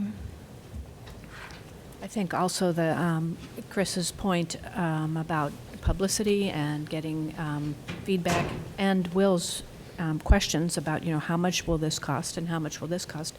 The more the public, if you have already identified a number of people who would like to donate money, if you know that this is going to be $500, okay, I'll donate $500. So getting that information out to people is really important.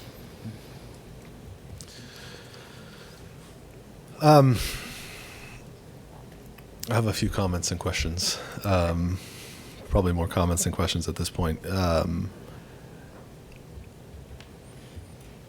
So I'm going to start from the back and move, or from the bottom and move up. The interim market hall idea, I think makes plenty of sense. I can't imagine being in a position at this point to say, yeah, that's definitely something we want to do. I think it's certainly an idea to continue to look at. There's just so much influx with downtown and with Block 34. We have, one of the things we've talked about with this block is using it as a catalyst for further development outside of it. You talked about it with Guthrie Green, right? The idea that this isn't just about Block 34, it's about what else is going to happen around it, what's going to happen down the street. And I think without funding for permanent fixtures on some of these items, I don't want to put us in a position where we've approved like this is going to happen and then something changes with development around the corner or that sort of thing that changes our mind about maybe how we want to do that. I am sensitive to the idea that we've talked about this forever and we do need to move on, but I actually don't agree with that at every level, right? I mean, this is a big open city block and we need to use it to the best advantage we can for our community. And just because we've talked about it forever doesn't mean we just go out and do something that's not the right thing long term. I get that people are frustrated with that. I am also frustrated with it, but it's not costing us any money sitting there. It's not, it's not hurting anything the way it is. And so I don't want to take the attitude personally that, well, something needs to happen, so let's just go do something. So I like the idea of that. I just don't know that we can get anywhere near approval for, planning or installing something like the temporary market hall, just because there's still too much influx. And to Chris Peters' point, if we get, say, the sod done and the block cleaned up and that kind of thing, we've got a good spot for food trucks and tunes, and we look at the numbers and we go, man, it really just isn't drawing what we thought it was going to draw. Maybe we reevaluate and we'll look at it and say, well, maybe the market hall concept isn't right for this spot. And so I think there's too much between now and then for us to make much of a plan or certainly approval of any kind of plan on that piece of it. I feel somewhat the same about the stage. I want the stage there. I think the site plan that you guys have put together at this point is exactly what I would like to see eventually happen. I like that, if we're going to put a stage there, it should be a permanent stage. I don't want to, go to a lot of cost and energy to put something that we're anticipating taking down. But if we're building this or planning for it as being a permanent fixture of the area, that makes more sense to me. Again, I don't know that we can get to the point of saying, yeah, go do all your planning, go put the stage there. There's just a lot to be done. There's a lot to see what happens with the other stuff we do, right? So I think cleaning up the block, getting the utilities buried, doing all of that stuff absolutely needs to happen, and we need to see what effect it has. We need to see, again, what does it drive around there? There's a lot of unknowns. So I want to take a couple of these steps, but I also want us to say, let's evaluate these as we go forward and not get too far ahead of ourselves, because we need to see what the effect of some of this other stuff is. I mean, if everybody comes down, we put these wind turbines up and we sod the thing and we think it's going to have, a nice effect and we're going to generate more traffic and that kind of thing, and it doesn't, then maybe we do need to step back and reevaluate what our next steps are. So I'm not super crazy about the wind turbine concept, but given that it's not a huge investment on the city's part, given that it's something we can change in the future if we need to, I think it might be cool. I mean, like you said, art is not it's not like super inspiring to me right now, but it could be. It could be great. I'd like, so I'm not going to, I think that 1, 2, and 3 make sense for us to push forward with. On 4 and 5, I would say certainly in favor of those concepts generally, but I don't know that I could support anything more than, keep looking at that. Those are my thoughts on this list at this point. Can I make a comment? Please. I would argue that without the outdoor stage, just putting the green down I'm not sure it makes a lot of, I know it's going to clean the block up, but it is the kind of the feature that really defines what Block 34 is all about. And the design I showed you wasn't temporary. All the materials they were using on that design were permanent and forever. And so I don't think that giving the green light to go forward with that is any way contrary to anything else we have in mind. And I'm a little frustrated because it feels like we're shadow boxing a little bit. We're moving forward the best we can with the site plan that's been put forward to us with the charge of getting it funded. And so, you know, how do we as a trust feed you with solutions if, you know, isn't that a fair?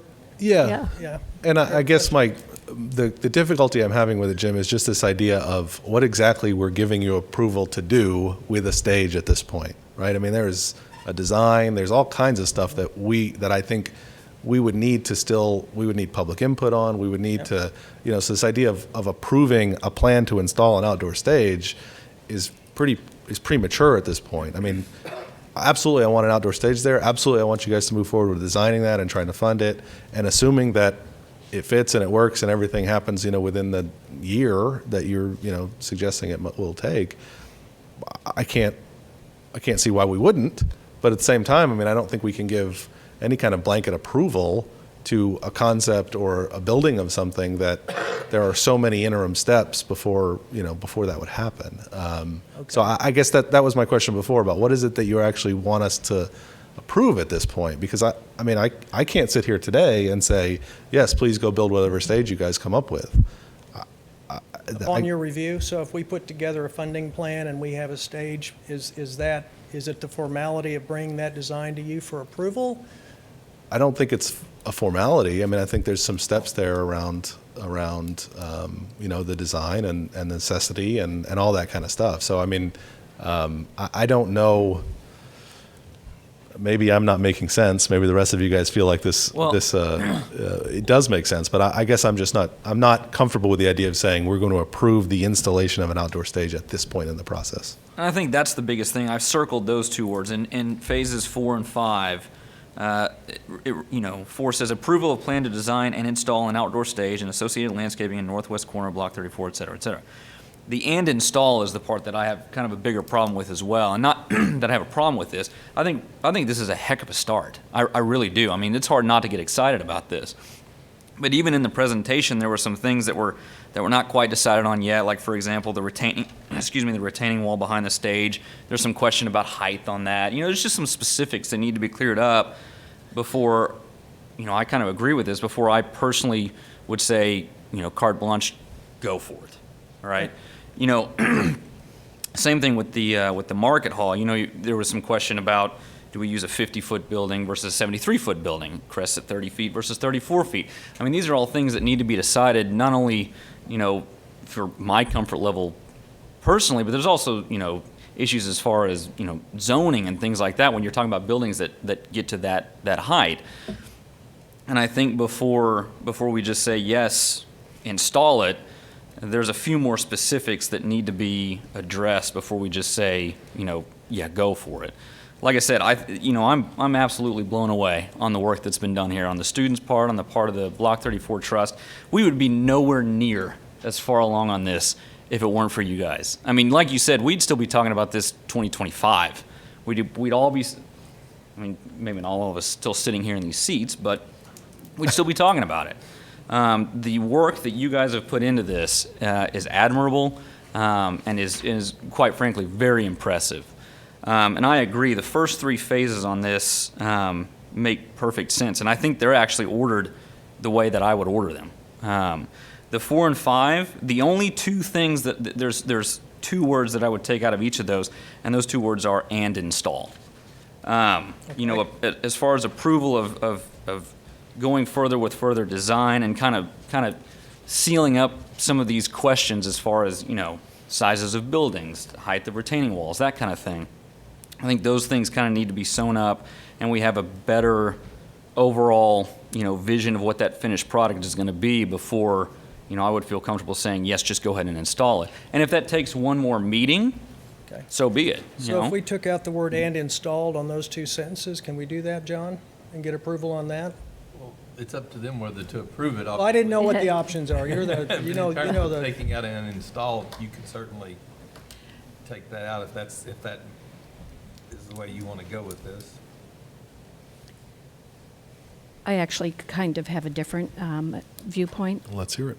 I think that, I really like the landscaping, I like the turbines, but one of the biggest drawbacks is it's just like standing in a frying pan. So the market hall, to me, and whether it's called a market hall, I think of a covered space for farmers market. You just can't go downtown and stand on a field in July and August. Yeah. September. Yep. And the number of times that we had to cancel because of heat last year, rain, snow, anything. I think the covered space is really crucial. And, maybe that's not what we want ultimately. We'd like some brick and mortar restaurants or hospitality places. But this is what we have now. And getting people downtown to be comfortable this is not Des Moines. Exactly. And your point's right on. My concern about just getting it sodded and then seeing what happens is going to be somewhat of a self-fulfilling prophecy because you really don't have the infrastructure to deliver. You're having to put up temporary stages. You don't have any shade. You're just out in the oven that's on grass now. And I'd come from the viewpoint, too, that if you secure funding to get all of this done and come back to us, we don't have anything to lose at that point. If we're not, the cost to the city right now is very minimal. And if you have the funding to get that done, obviously you're going to have to work with whoever's going to fund whatever part of it, work with the city to figure out the zoning. It's not just, we're not just giving you carte blanche, go do it. Right. So in my mind, I'm thinking approving you to move forward to do what the task force needs to do to get funding secured to get this moving and going forward, and then come back to us when the details need to be figured out and having that done. I'm not going to argue if you have the funding, if it's the right fit, we've already approved this plan. We've already said this is what we would like to see happen on Block 34, and I think this committee is trying to get that done. And so in my mind, giving them the approval to say, try and get the funding, let's move this forward, and do this in a step process makes sense. And I think if we need to just reaffirm that this is, yes, go seek funding, go, move forward with the planning of that. And then obviously those details that's fair, right? The details need to come back. We wouldn't expect to come back with that, Yeah. I think it's also important to remember that we formed this committee that turned into a trust because we can't do this. I don't know how high a retaining wall should be. That's why we've asked you to do this. And so to trust that you are going to do your best job for us, we can't do this ourselves. I think nitpick every piece. I think too, just the fact that you'll have to raise the money, and I know how hard that is, and this will be incremental. You will get these. Hopefully, these first three won't be incremental. Hopefully, that'll happen more quickly. But because you're going to have to do design and because you're going to have to secure funding, I think we might have some of that time that Will was talking about to kind of see what does this look like now that it's cleaned up? Has the development picture at all changed down here that would focus us, differently, maybe in the market hall area or something?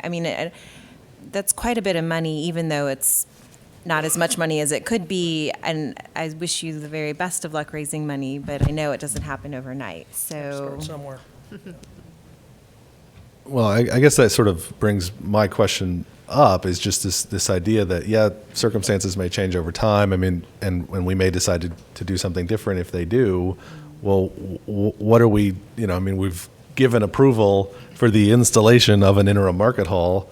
If the trust doesn't agree with our view of the changed circumstances, do they just get to go forward with, say, oh, you've already approved installation? Well, I think unless we're really lucky and there's a $20 million donor out there, I don't think tomorrow or next week you're going to have that secured. I think you're right. It's going to happen in increments. And I think the first steps to kind of move things forward dictates a little bit about how that will develop. And same with the development that, I also personally feel like if we don't do some of these first 3 steps, that big developer that we may hope that, drops from the sky, they won't ever come, because It's repulsive. the hope, probably back at the very beginning, I wasn't sitting up here when those decisions were made, was that this would be, like you said, a draw, and that we would see development happening around it because it is a draw. And I don't think, in my experience, those big developers don't very often come when there isn't some sort of momentum started. And it may be that it just takes cleaning it up and some bocce ball courts and some good programming and success there. And maybe that's all it takes, but I just don't, unless we kind of get those first things started, and then, I don't know, I mean, or we have a drastic just discussion about, is that really what we want at Block 34? I mean, I don't know. So I guess that, again, my question at this point is, I mean, if somebody maybe wants to just make a motion on one of these items, but I would like to have a clear understanding when we're done with this on what exactly the trust is being asked to do, what they're being authorized to do, what the city is committing to on the basis of what we approve, and for everyone to be clear on exactly what those parameters are, right? I appreciate what you said, Jim, about needing to feel, have some authority or have some empowerment around this, what you're trying to do.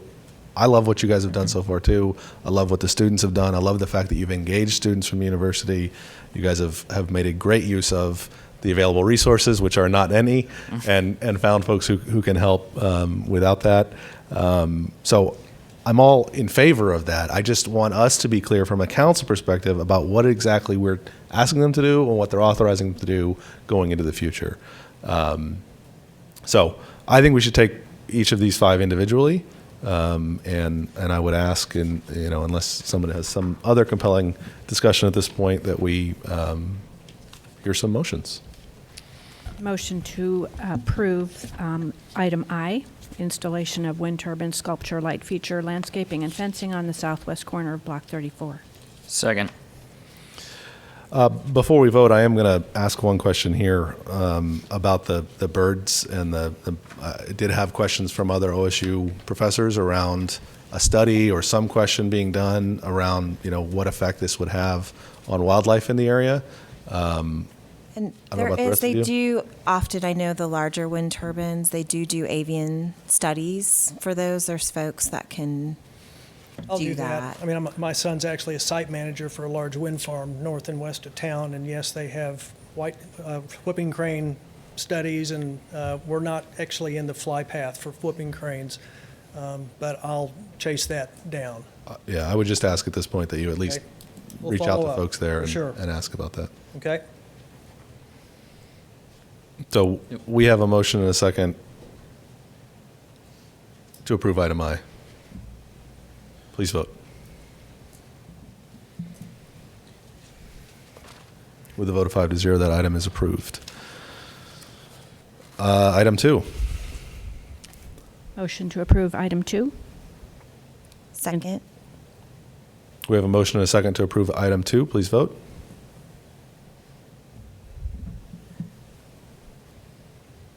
With a vote of 5-0, that item is approved. Is there a motion on item 3? Motion to approve item 3. Second. We have a motion and a second to approve item 3. Please vote. With a vote of 5-0, that item is approved. Is there a motion on item 4? So, and before I make this motion, I'll be happy to make this, but I do want to say, so, and not to beat a dead horse here, but even the amount of funding that we're able to accrue for this has some bearing on what ultimately goes there, right? So to me, there's still, as far as the installation thing, that's my biggest hang-up. Everything else, you guys are on a great track, doing things that I don't even understand. And I say continue that track. My only thing is that I think before we say install anything, at the very least, to me, it makes sense that once you secure funding, we talk about how much funding is that, what can we do with that funding, that kind of thing. So I will make the motion on item 4 to approve, to approve item 4 minus the words "and install." Okay. Second. We have a motion and a second. Is there discussion on this item? Is that going to work? So you'll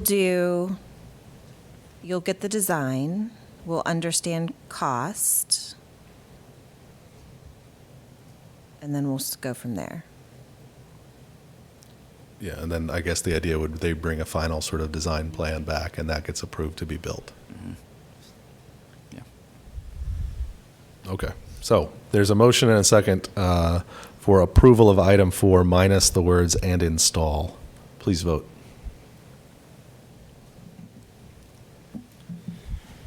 With a vote of 5-0, that item is approved. Item 5. I would make a motion to approve item 5 as it is. Second. Any discussion on that?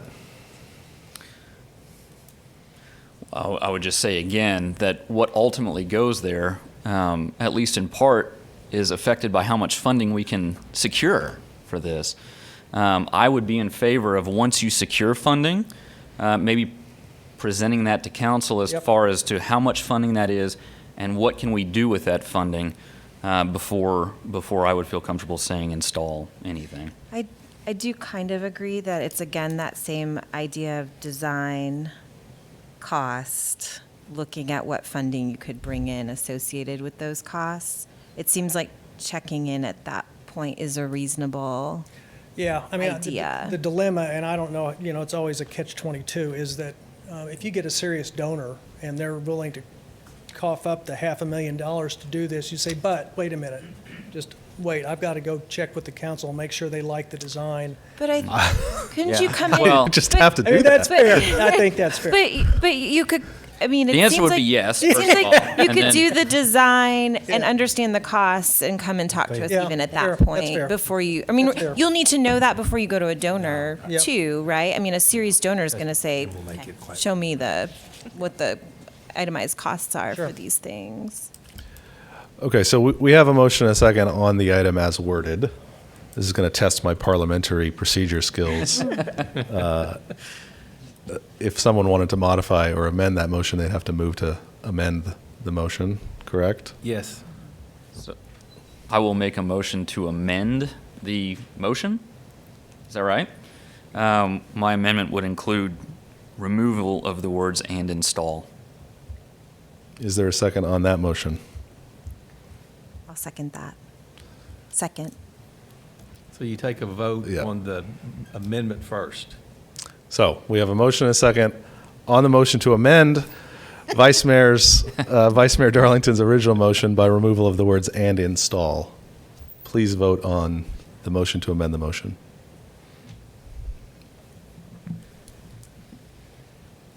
With a vote of 5-0, that motion is approved. So we now have a motion as amended for approval of item 5 with the words "and install" removed. Does this original second still count, or do we need a new second? No, you're good. Otherwise, the motion is on the floor and it's ready for discussion. Please vote on the amended motion. With a vote of 5-0, the amended motion is approved. Thank you, Mr. Beckstrom. Thank you to the rest of the trust as well for the work you guys have put in, for sure. And again, to the students and all the other folks who have volunteered time to work on this project. Wow, that was as complicated a parliamentary issue as I've had. Well done, Mr. Mayor. You handled it well. Okay, that takes us to item 8. resolutions. Item A, Resolution CC-2019-2, a resolution of the Council of the City of Stillwater, Oklahoma, supporting the ratification of the Equal Rights Amendment and urging the Oklahoma State Legislature to ratify the Equal Rights Amendment during the 2019 legislative session. Council, would anyone like to discuss this resolution? I think Ms. Preston's explanation was quite complete, and I would, this has come up in the news recently, and it is absolutely time to do this. I think it's interesting that one of the most conservative jurists on the Supreme Court, Scalia, certainly the Constitution does not require discrimination on the basis of sex, and the only issue is whether it prohibits it, and it doesn't. And this Equal Rights Amendment would confirm that. So I'm all for it. Further comment? I will say that I honestly not very knowledgeable on the history of the Equal Rights Amendment. I listened to a podcast recently about the honk and holler case from Stillwater. Does anyone know the Supreme Court case that originated in Stillwater? The honk and holler convenience store. There was a woman who challenged the state law at the time that men could buy 3.2 beer at age of 21, but women could buy it at the age of 18 in Oklahoma at the time. And they challenged that here in Stillwater. Actually, a fraternity member and an owner of a convenience store challenged it, went all the way to the Supreme Court, and ended up being the first Supreme Court case where at least a intermediate level of scrutiny was applied to sex discrimination claims. And in the process of learning about that, learned a lot about the ERA and the need for it. And so I think Stillwater already has a place in the precedence of the sex discrimination being outlawed in the United States. So I'm in favor of us continuing that tradition. And Justice Ruth Bader Ginsburg wrote a brief in support of She did. honk and holler in that case. Oh, she did? She did. She's been in touch with the lady from Stillwater who now lives somewhere else, but she wrote her a letter recently saying she played a huge role in the advancement of this issue in the United States. So anyway, just a little aside. Is there a motion? Motion. Go ahead. Motion to adopt the resolution. Second. We have a motion and a second to adopt Resolution CC-2019-2. Please vote. With a vote of 5-0, the resolution's approved. Item 9, reports from officers and boards. Mr. Dorman. Nothing to report, sir. Mr. McNichol. Yes, sir. 2 items, please. Grass sod was recently laid at the side of the Strickland Park Skate Park. Woo! Trees were also ordered for the area, and a water fountain will be installed soon. We anticipate celebrating the opening of the skate park later this month. City Council selected the expansion of the skate park as Stillwater's Community Development Block Grant Project in 2017. CDBG projects are financed in whole or in part by funds from the U.S. Department of Housing and Urban Development as administered by the Oklahoma Department of Commerce. And I would like to say that I appreciate those who have stayed away from the park. We've tried to finish it, and the weather has not cooperated. But we did get the sod down, and hopefully we'll have that open very soon, and the fence removed and all those things, and it can be enjoyed. The next item, Mayor, is I'd like to welcome 3 new employees. Jaquavius Hunt is a detention officer for the police department. Alex Risley, an entry service attendant in Public Works. And Lyden Sperry, also an entry maintenance worker in Public Works. Excellent. We welcome those employees. Welcome to the city. On the subject of the skate park, really quickly, it's still fenced off, it's still off limits? It is. It's still closed? It is. One of the problems is that there has to be an inspection of that whole thing, and the contractor has to be told you're done. And that has not happened yet. We're waiting on some documents. It's not the city's problem. There's some documents we need to finalize that deal, and unfortunately, the bureaucracy of the final approval has to be done. Yep. So please refrain from using the skate park until it's all the way little open. chilly. Anyway. It's, by the way, if you haven't been over there, it's amazing. It's really It is a really cool little skate park, and I got to chase a couple kids off it the other day, but I also got to see the work. I would actually move that the mayor open that park with the first skate. Would be my motion. We're gonna ignore that, I think. Died for lack of a second. All right, Councilor Zanati. Worth a shot. All right, I've got, despite the winter weather we're experiencing, the severe storm season will be here before we know it. We'd like to remind you to sign up for emergency alerts from the city through the Be Informed Stillwater system. If you have a storm shelter or safe room, you can also register this with the city to help us find you if you are trapped after an emergency event. To sign up for these programs, go to the city's website and look under the online services in order to get both of those. Thank you. Vice Mayor Darlington. Stillwater was apportioned $2,254,350 even in sales tax collections in February 2019. This is unfortunately below projections for the month by 2.79%. However, use tax collections were up by 22.43% in February 2019 compared to the same month last year. Thank you. Councilor Wedlake. Yes, sir. The U.S. Census Bureau found that 30% of Americans feel it is extremely likely they will fill out their 2020 census forms. Another 38% of Americans said it is very likely they would fill out the census. The city of Stillwater is working in tandem with other county communities to ensure that every resident in Payne County gets counted in the 2020 census. So this is important. This is exceedingly important for Stillwater. Because every single census that fills out counts for us, which in trying to get the city to a 50,000 population will help out greatly. So learn more about how to participate in the Complete Count Committee at stillwater.org/complete count. Councilor Jaloski. Yes. Mark your calendars for the Spring Household Hazardous Waste Collection event on Saturday, April 27th. This special collection happens twice a year to help you safely dispose of items like pesticides and herbicides, mixed fuels, oil-based paints, and pool chemicals for free. More details about what is accepted at the event are on the city's website. Thank you. May I make one other announcement? Please do. It's a community center event. This Friday, A Star is Born, Classic Cinema. It's free. It's free popcorn. It is free popcorn. And they even sometimes have candy bars. But it's the 1937. 1937? Is it the first one? It's the first one. The very first Yeah. one? Yeah. Really fun. Yeah, my wife and I went had a little date night to the movie a couple weeks ago for Valentine's Day. it was the Charade. Charade, which was a fantastic movie. The popcorn was very good. Yeah. So yeah, go out to that Friday night. I also have one announcement here. This week's city statistic. The Stillwater Fire Department logged 41,010 hours of training in fiscal year 2018. Thank you and well done to all of our firefighters and public safety professionals for the work you do to ensure we live in a safe community. All right, that takes us down to, I guess, item 11. Is there a motion to adjourn? Motion to adjourn? Second. We have a motion and a second to adjourn the Stillwater City Council meeting. Please vote. With a vote of 5-0, the City Council is now adjourned.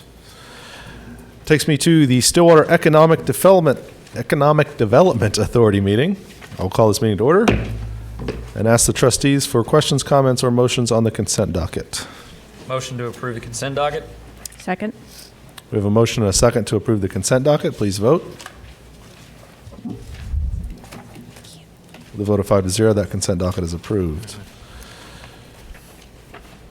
Reports from officers and boards. Mr. Dorman. Nothing to report, sir. Mr. McNichol.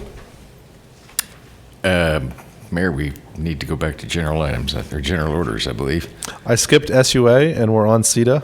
Oh, I don't think apologize. there is one. Yeah, no, I just no did items. that. No, I need to get my act together. SUA was supposed to be next, but I skipped it and got this one out of the way Changing first. it up. Yeah. It's okay. See who's I awake. probably messed everybody up. So. No items, thank you. SEDA trustees, any items to report? Motion to adjourn. We have a motion and a second to adjourn the Stillwater Economic Development Authority meeting. Please vote. Oh. With a vote of 5-0, that motion, we are now adjourned. I'm sorry, I messed up the order. Liz, It's I okay. hope that didn't... I should have been paying more attention, obviously. All right, now I will call to order the Stillwater Utilities Authority meeting for March 4th, 2019, and ask for questions, comments on the consent docket. Motion to accept the consent docket. Second. We have a motion and a second to approve the consent docket. Please vote. With a vote of 5-0, the consent docket is approved. On general orders, item A, request for approval of the electric distribution warehouse renovation project, SUA-19-04. Mr. McNichol. Lauren Smith will provide that report. I'm sorry to keep you waiting for an extra couple minutes. No there, problem, no problem. Good evening, trustees. Lawrence Smith, Electric Utility Director. I'm here tonight to request trustee approval for the electric distribution and engineering office expansion project. The electric utility's main office is at 411 East 3rd Avenue and was built in the mid-1970s, 1976, I believe, to be exact.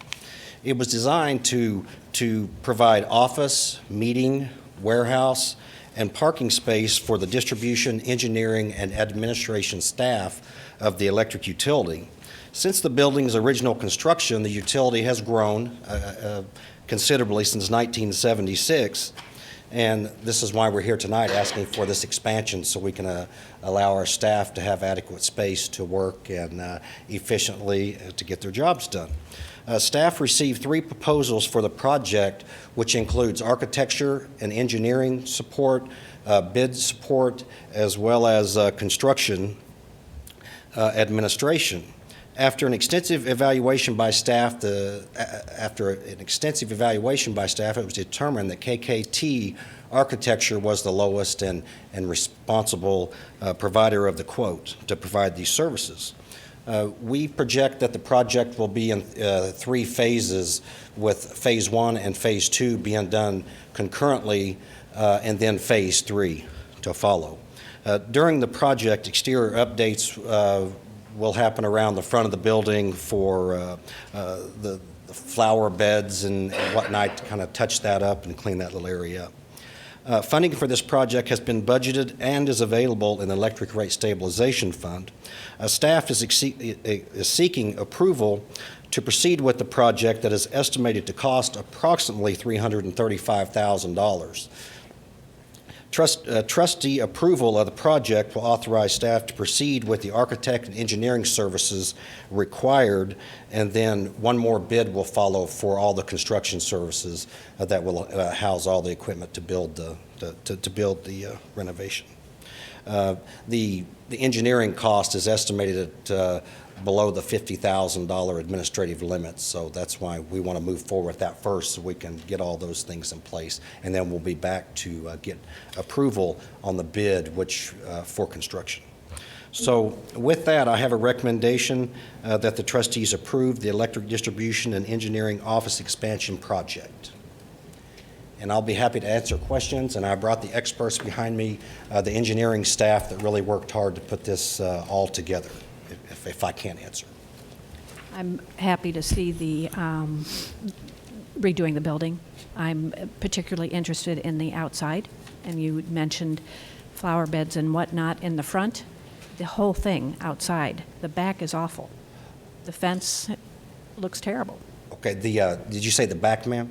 Yeah. Okay.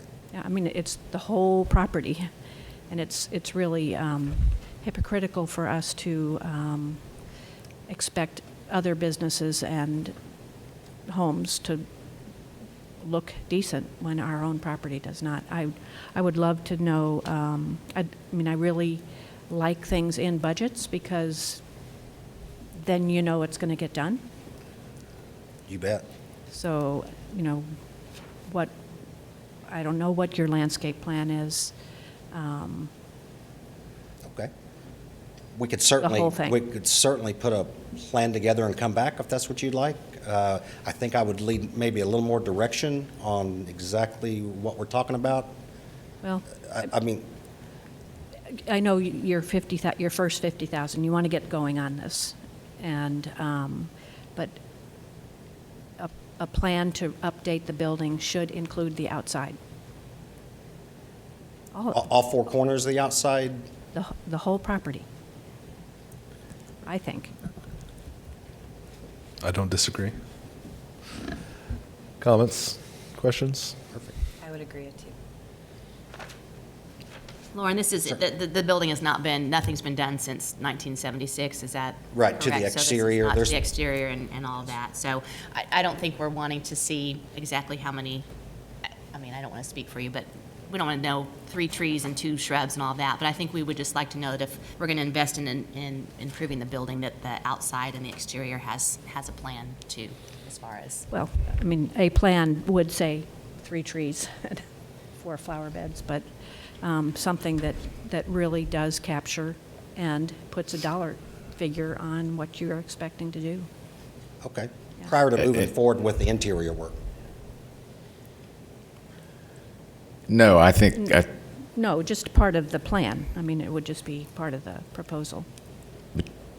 if I may, Councilor Darlington, one of the issues is with the items stored in the yard, is it not?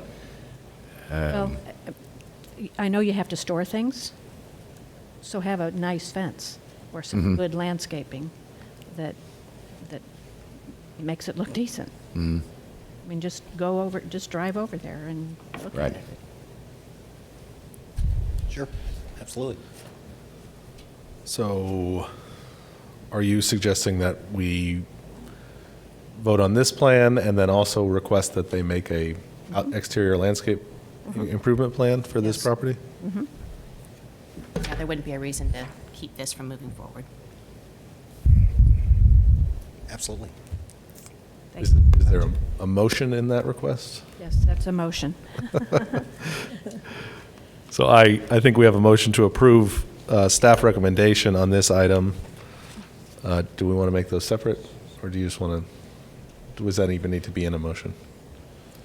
I would like it to be in a motion. So we could say this is your motion to My motion approve? is to approve the staff recommendation and to bring us, I mean, do you want it to be 2 separate ones? You can add that as a stipulation. Okay. It was approved staff recommendation with additional requirement to bring back a landscaping Landscape plan. For the entire property. Is there a second? Second. We have a motion and a second to approve staff recommendation with the stipulation that landscaping plan is also presented. Please vote. With a vote of 5-0, that's approved. Thank you, Lauren. Thank you. That's a good point. Item 5B, recommendation for broadband study, SUA-19-05. Mr. McNichol. John McClinney, Special Projects, will provide that report. Trustees, in September of 2018, we came to you and recommended funding a feasibility study for community broadband, and that was approved. At the time, we talked about potential benefits to Stillwater, which would be potential revenue, bandwidth of 1 gigabit per second, and potential community advantage in deployment of small cell and 5G service. We had some issues to consider at the time, potential competition with private providers, the cost of the study itself, and then the cost to construct, operate, and maintain the new utility. We went and we had pre-selected the top firms through a request for qualifications process, and we went to those top firms. We wound up deciding to use the top 4 instead of the top 3, which was part of the original report. And those firms provided us with the scope of services and a fee. And those are Magellan Advisors for $117,000, HR Green for $109,000, Uptown Services for $100,000 plus travel expenses, and CTC Technology and Energy $133,000. Since September, we have done some additional research and learning, and we've learned a lot. We've done some talking with the consultants, all of them. We've done our own research on this issue. We've had some comments from the public and attended a meeting or 2 where this was discussed. And then we also got information from the local providers that we didn't have before. So some new issues have kind of come to staff's attention. The cost will be in the tens of millions. It's probably going to be on the order of 70 to 80 million, which would be sort of Stillwater Energy Center level of cost.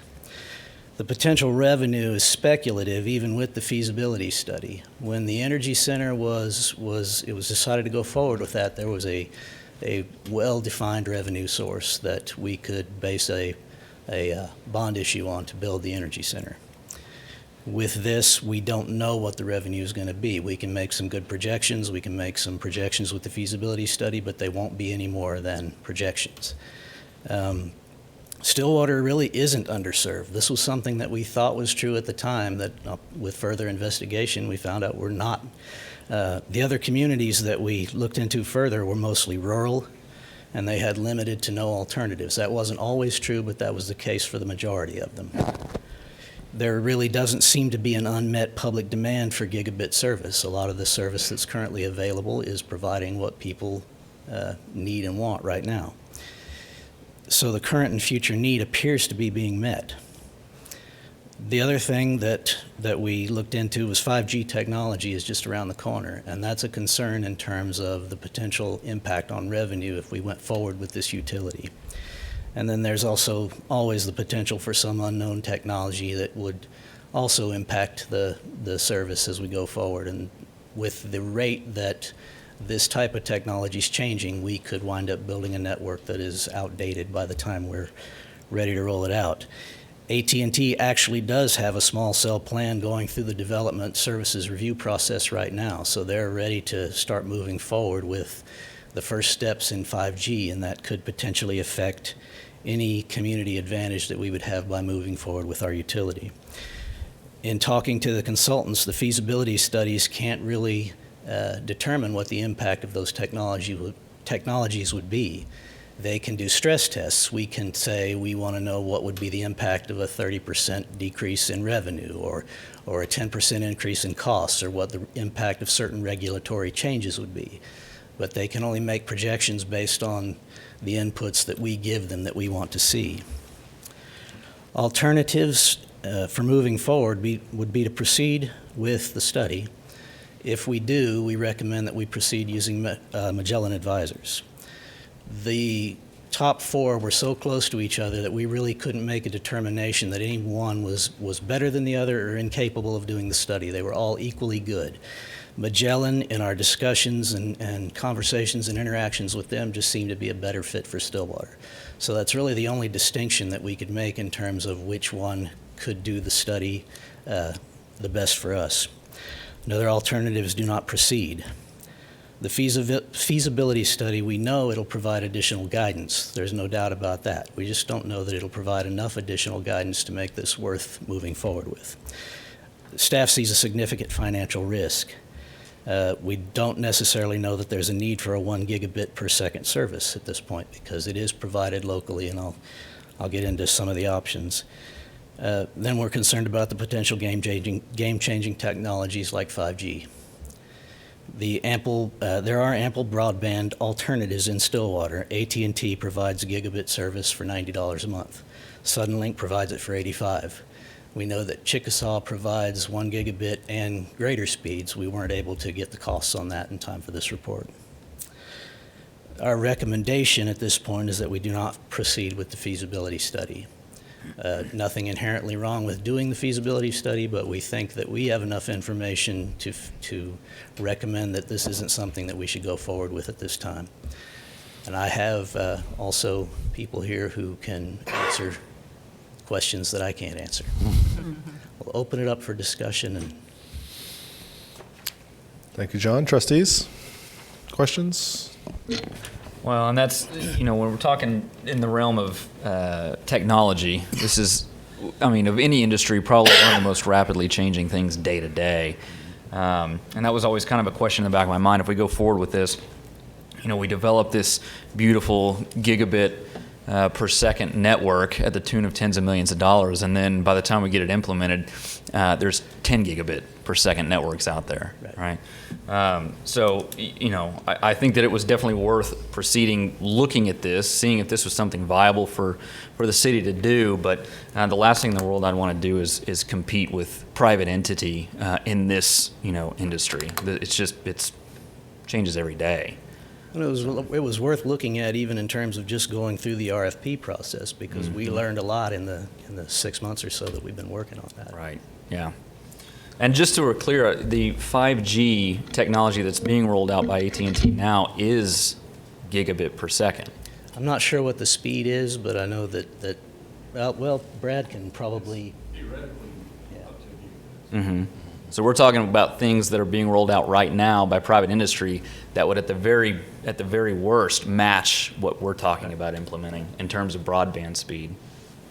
That's a fair assumption. Mm-hmm. It's yet to be proven out. Mm-hmm. That's a fair statement. We actually started looking into that because we were talking as staff about how people are getting their service, and this is something that one of the consultants mentioned, that the fact that you're doing everything on your smartphone is actually beginning to reduce the demand by 10% or so. That might be okay, but if we're rolling out a very expensive new utility, 10% could mean the difference between it working and it not working. Yeah. Yeah, I think 10, 12 years ago, cities that built gigabit networks put themselves at a significant competitive advantage in attracting business and residents in some ways, but we're probably a little behind in actually seeing that competitive benefit from doing that now. It might be a good service, it may be something that people liked, but I don't know that it actually puts us so far ahead that we'll bring stuff in. That being said, I would love us to be 10 years ahead of the next competitive advantage in the technology space, where we can look at ways that Stillwater is ahead of that curve, and we're saying 5G or whatever it is, that infrastructure that needs to be in place. Let's look ahead and see what maybe we could do that would give us a leg up on what other communities are providing at this point. That's the direct brain implant. No longer will you have to look at a screen. That's the future. You're volunteering for that study? Well, I'll be happy to implement that. I think it'll start where you have to plug in. Right, yeah. Stop I think by the that office. was my question, is the difference. I mean, you say that there's not much need and that everything is currently available. Is there a difference between industry or business in Stillwater and residential need? What do I would say businesses they from want or need? the discussions that we've had is that there might be a need for that commercially, but it is available for people that want to pay the $90 a month. It's also available residentially, every address, from the private providers that do it. So we would be duplicating something that's already there. If somebody wants it, they can get it. Speaking as an employee of a business who buys very fast internet in town, I don't think we've ever had a problem securing what we needed. Okay. So Okay. Great. I wasn't sure that we had that available residentially. In fact, it kind of surprised me to learn that we have 3 providers that provide gigabit speeds at any address. We will. Suddenly provides up to gigabit at about any address in town. Okay. AT&T is providing fiber to the home in the northeast side of town currently, and I'm assuming they will expand that. So AT&T Okay. suddenly the cheapest I'll provide it if you're willing To pay to build it in, yeah. Well, when we started this, we weren't aware that it was being provided at all, so we were. Yeah, no, it actually surprised me. I didn't realize you could get gigabit from Suddenlink at this point. I haven't shopped it in a while, but It is I haven't needed fast. gigabit. I have it just because of imaging. Sure, yeah, But it is nice. Well, there's a growing number of people who do all of their everything on a smartphone. So don't even have a home computer or landline or anything. Okay, trustees, so questions, comments, or motions on this item? Motion to accept the staff recommendation to not proceed with the feasibility study. Second. We have a motion and a second to accept staff recommendation. Please vote. With a vote of 5-0, that recommendation is approved. Thank you. Thank you. Thank you all.